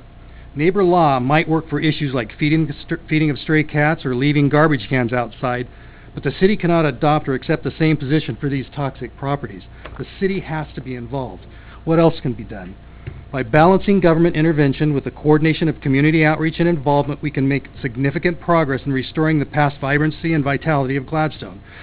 So regarding the rundown, unkept yards, I'm asking the city to participate in a coordinated effort with a community-based organization already in existence or maybe yet to be formed. Cleaning up our surrounding is in the best financial interest of the city as well as improving the quality of life for its residents. I believe the vast majority of properties in rundown conditions are due to the residents' lack of resources, be it health, physical or mental, maybe financial, but maybe just a lack of yard equipment. In fact, I bet a lot of these people would appreciate a community group to assist them. But abandoned, toxic properties directly impact surrounding property owners' largest financial investment, and if continue to be allowed to be scattered throughout our community, will destroy the intangibles we call the vibrancy and vitality of this Gladstone. After years of allowing these conditions to deteriorate, sadly, there also can be a threat of a new acceptable norm. And if we do not take action, this new norm will jeopardize and definitely inhibit potential investment in both business and residential properties. So in closing, our community needs to tidy up. Our city leadership needs to play a significant role, and the community has to be a part of the solution. As Mayor Stemple has said many times, and I quote, instead of kicking things further down the road, we are tackling them head on. So I'm optimistic that we can see the leadership take this head on and keep this as a high priority on their forever growing agenda. Mayor's staff, Mayor Stemple and councilman staff, thank you. Thanks, Ralph. So you two know, I have been meeting with local churches, and one actually that's not in Gladstone, that's interested in creating a program to do just what you're asking. Go to these homes, these people that can't do it on their own because of ability or resources, and and tackling it. So I'm working on some workarounds, because what I'm finding working at the food pantry is a lot of these people just do not have the resources. And these church groups want to do it. Recently they did one, I think in Milwaukee, where they went and replaced a gentleman's roof free. They did all of the labor. So if you all are interested in being involved with those programs, as soon as we have a program kind of inked a little bit more, I'll start rolling it out for people to step up and help. I'd like to be involved with that as well. Okay, we're thinking, Mindy and I have talked about a service Saturday where maybe once a month, citywide. I've lived here a long time. There used to be an middle school teacher, Sid Saba, who organized a Clean Up Gladstone campaign once a year. Yeah. Where people just went around and picked up trash. Yep. Yep. And Bill Osborne cleans up High Rocks. I mean, a lot of people are doing these. We have a lot of a huge amount of resources, and we're not that far away from making it happen. It's just organization. Yep, and we're working on it. And it occurs to me that there should be some outreach too, I think, to some of these property owners. I know that one particular property you guys are highlighting belongs to a gentleman who develops and builds, and maybe we can get those properties in a condition where they're ready for the renovation, as opposed to basically looking like that, where they're a zombie house. Would that suffice to a certain level if he's going to do some work on these properties? If the property's going to be worked on, just cleaning them up to the point where they're not ready to deploy yet? Because I think we have differences between a few of these, and I think what happens too is that some of these properties are just kind of abandoned, right? We had a zombie house, I think, up on Manor Court that we moved on. We need to probably just get out there and start door knocking and talking to folks and saying, this is... Well, I think the real danger in all this is you lose the top end of your community if you don't do something about this. You're going to have people who care about their properties and take care of things, whether they're businesses won't come in and homeowners are going to leave. Yep. The one house with the flyer I showed, again, it was in my neighborhood, I know the owner, and there were other reasons why he left, but one of the houses I showed is right behind his. And he had a significant discount in his house to sell it. And in fairness, it was also during a time when the real estate market sort of flattened out. So it wasn't probably all the house, but the house sure didn't do anything to prop up the selling price of his house. But I think starting off with trying to support those who can't take care of it, that is good. And then we can probably do some reaching out ourselves. So thanks. I'll keep you guys in the loop on the stuff that's going on with the church community for sure. All right, next. Nancy Eichstead.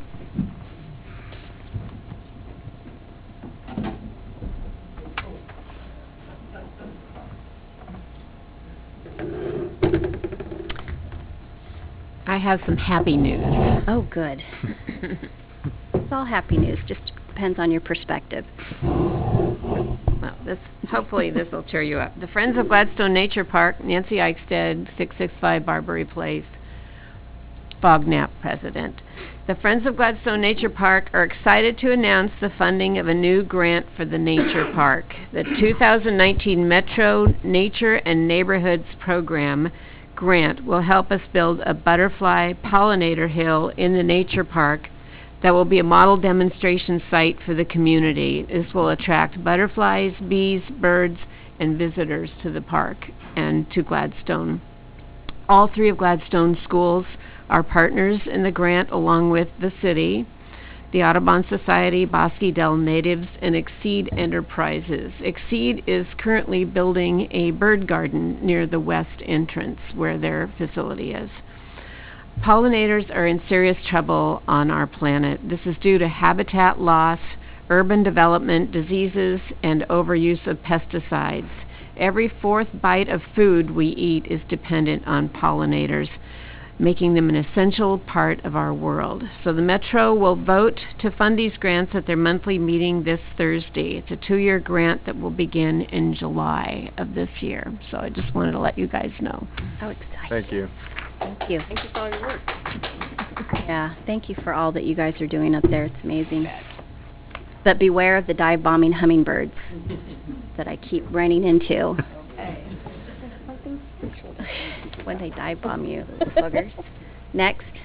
Last is Mindy Garlington.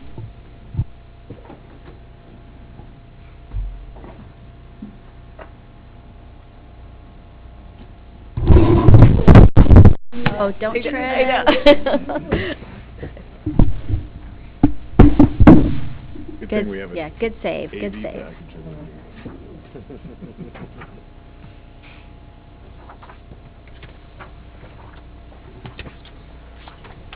When they give it to you, so you know what I'm talking about. Mm.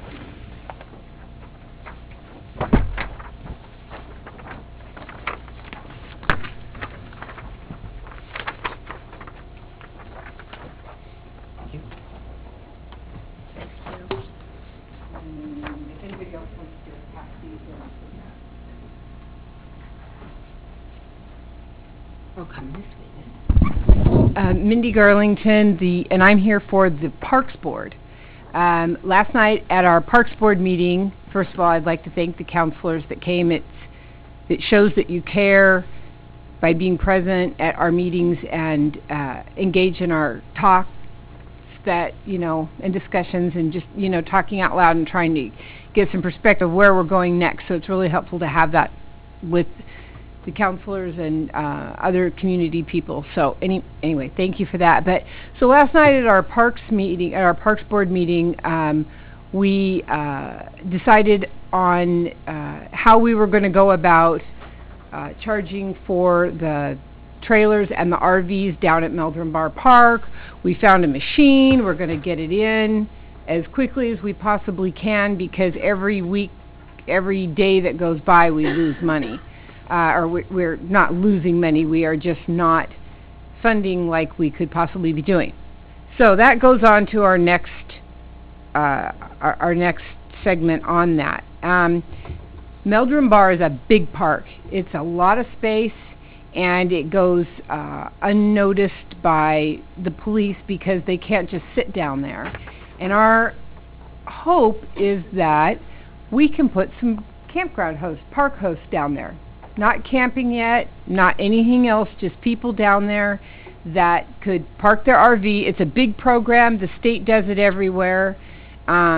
We provide electricity. We provide some sort of a dumping station. Not every campground or not every park host has the ability to do that. Some of them have to leave and come back, so that's not a huge issue. But what's listed on that paper is what would need to be done from our city in order to make that happen. But we believe that 2 campground park hosts down there could provide 100 hours a month of work that our city wouldn't have to pay. They clean bathrooms, they open the park, they close the park. Meldrum Bar is supposed to be a dusk to dawn park, and that's something they could do. Shut that park down at night, figure out how we can do that the most secure way that we possibly can. They can watch our new machine.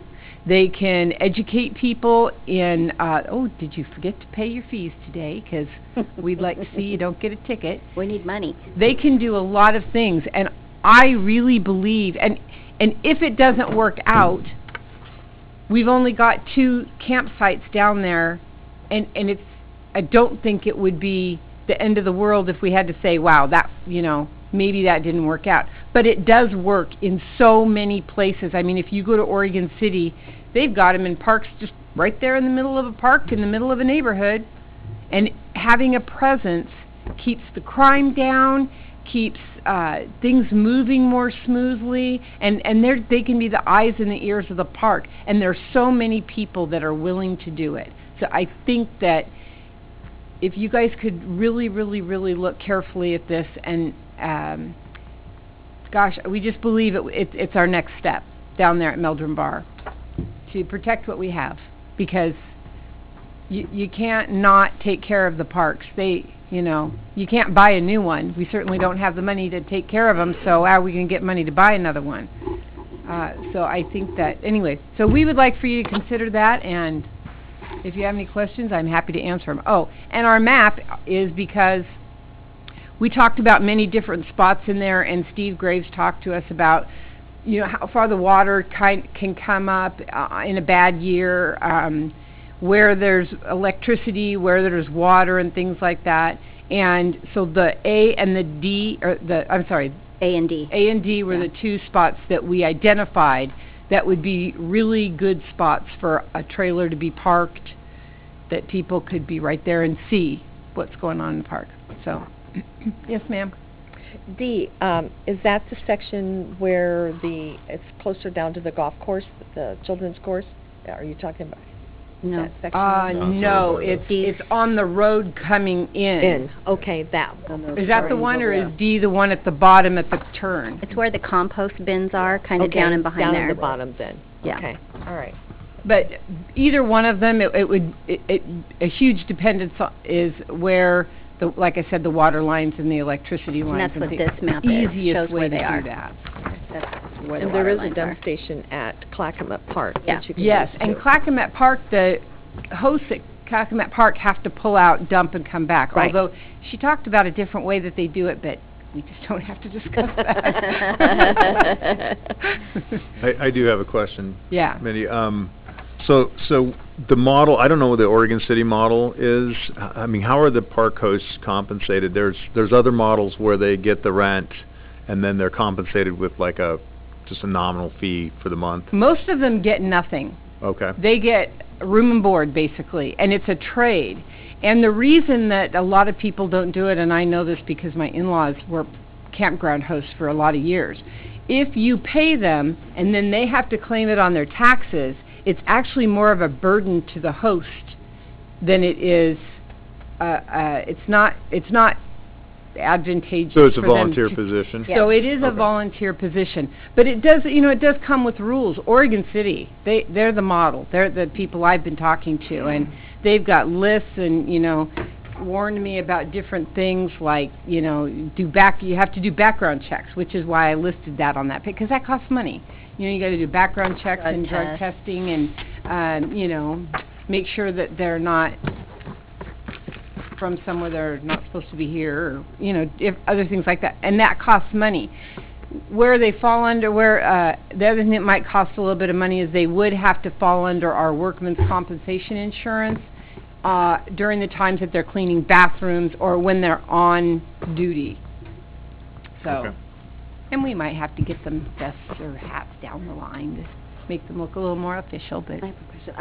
I didn't go to the meeting, but I've listened to the audio of them several times. Did you guys come up with, are you thinking just to do it for the summer through fall months, or are you thinking year-round at this point? I 'Cause would know I think year-round is better because the park is used heavily year-round. I don't know that we'd get anybody in there before the winter. I mean, this could be, getting started next spring or something like that. The sooner we can get this going, I think our feeling is the safer our little machine is going to be. Right. To the tune of $12,000. It's all about the machine. Yes, it is. No, it's not. And just because we don't come to the meetings that we're not interested in I this, know because I think it's excellent, and I'm so happy to see that we're moving forward Yes. on this. And we welcome all of you. Yes. Who pays the capital costs for the trailers?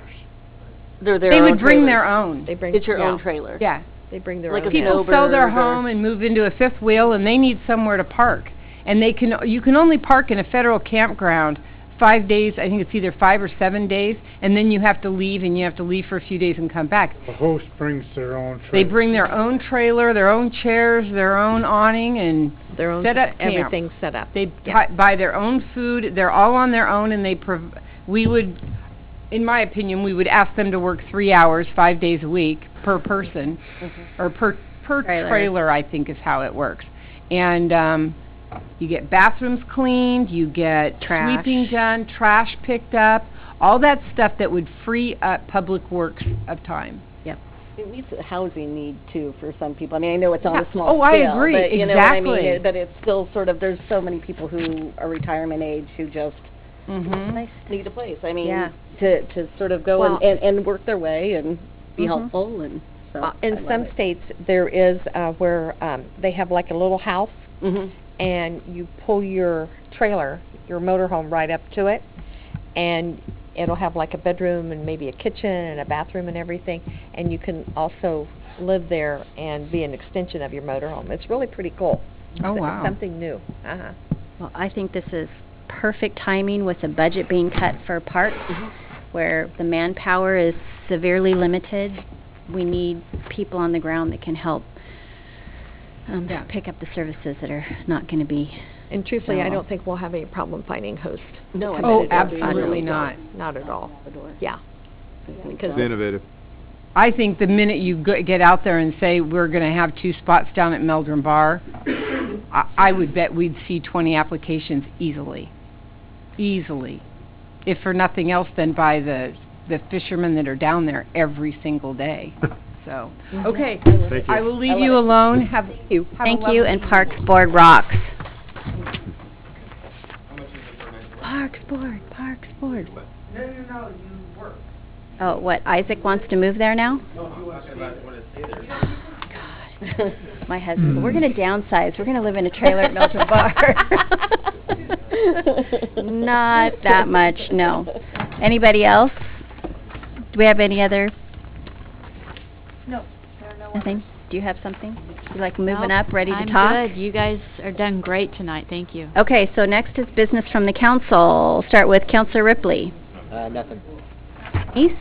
no, not time. Councilor Tracy? I want to go on the record and thank High School Principal Taylor for averting a potential negative PR blitz from the national press, and I think that sounds like to me that it was handled well, and I think that it shows once again that our community, though sometimes divided, is mostly united, and I like the fact that the problems were solved and that folks were talking to each other, because we did hit the press really quick, and it could have been a lot worse than it was. It turned out to be a good story, so I appreciate that. I tried to actually call over there today and didn't get a chance to talk to him.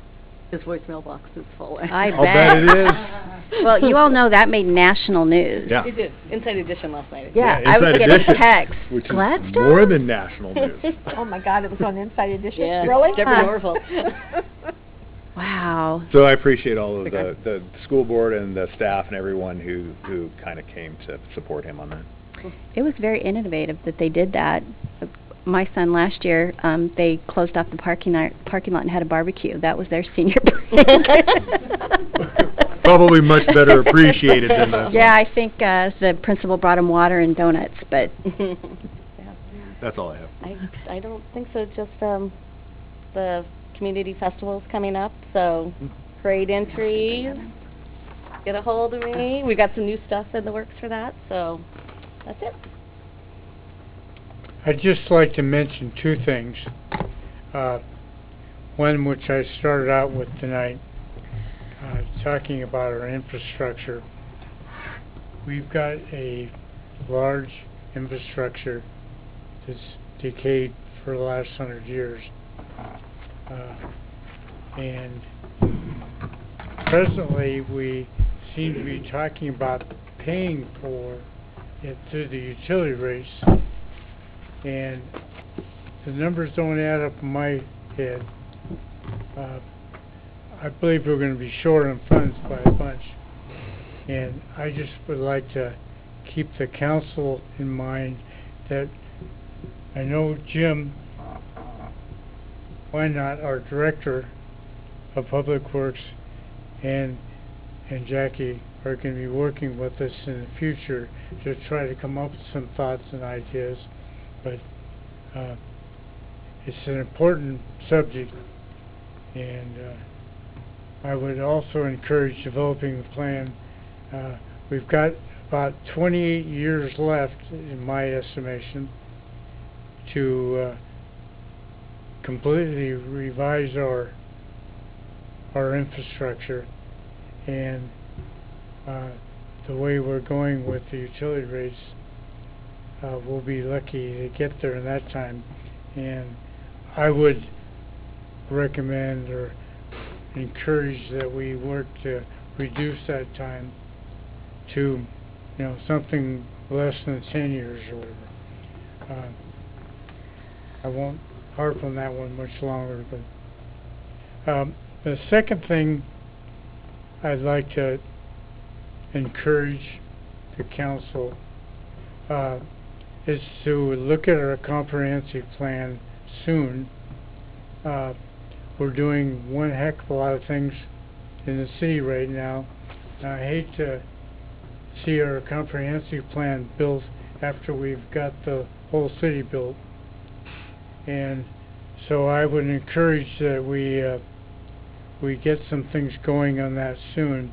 I've talked with our planning chair, Randy Roulette, Commissioner Randy Roulette, and he sees there's a need, and we're going to be working as liaison with the Planning Commission.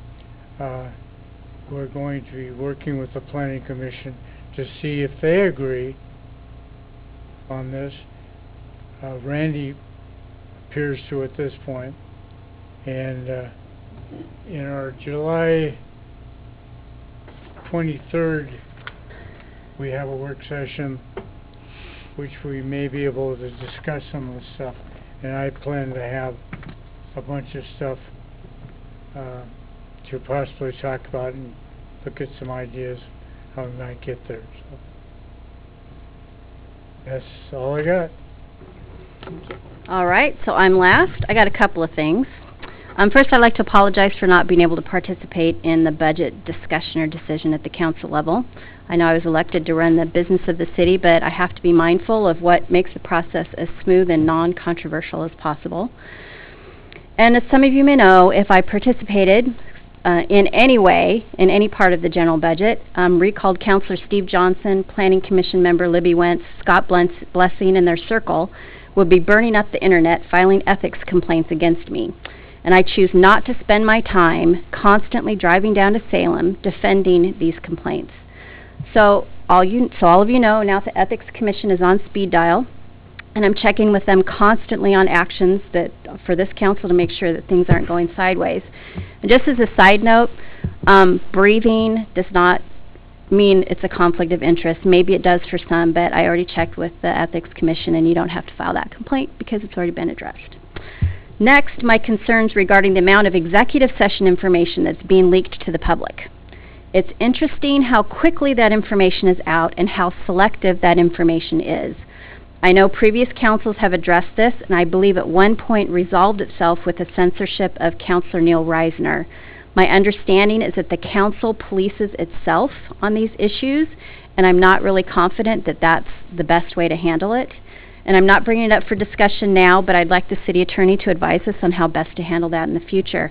In my mind, the simplest way is to no longer have executive sessions. I know that's not feasible, but honestly, if the information is not being kept confidential, then I would rather have all of the information out instead of the hand-picked and sometimes skewed bits that seem to be making it out. So let's take some time to think about it, and we'll put that on a future agenda. I'd like to thank the people that cleaned up the Poederbaugh Memorial at the Senior Center. It looks awesome.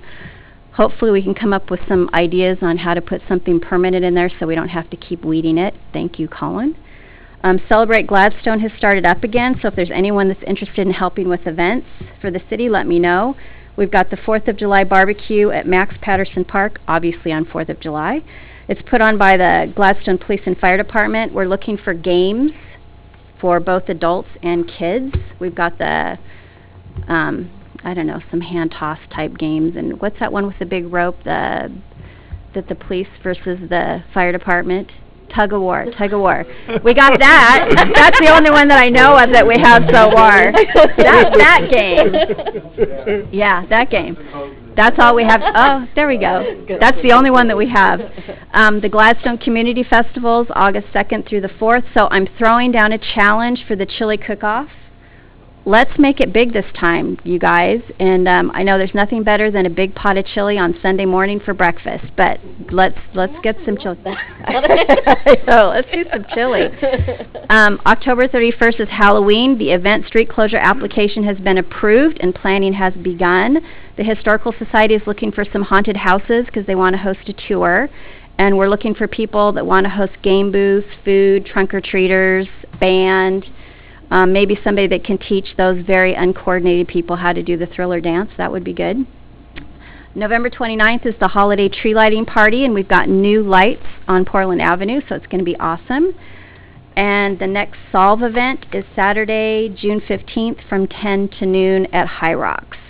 So that's all that I have. Would somebody like to make a motion to adjourn the meeting? I will make a motion to adjourn the meeting.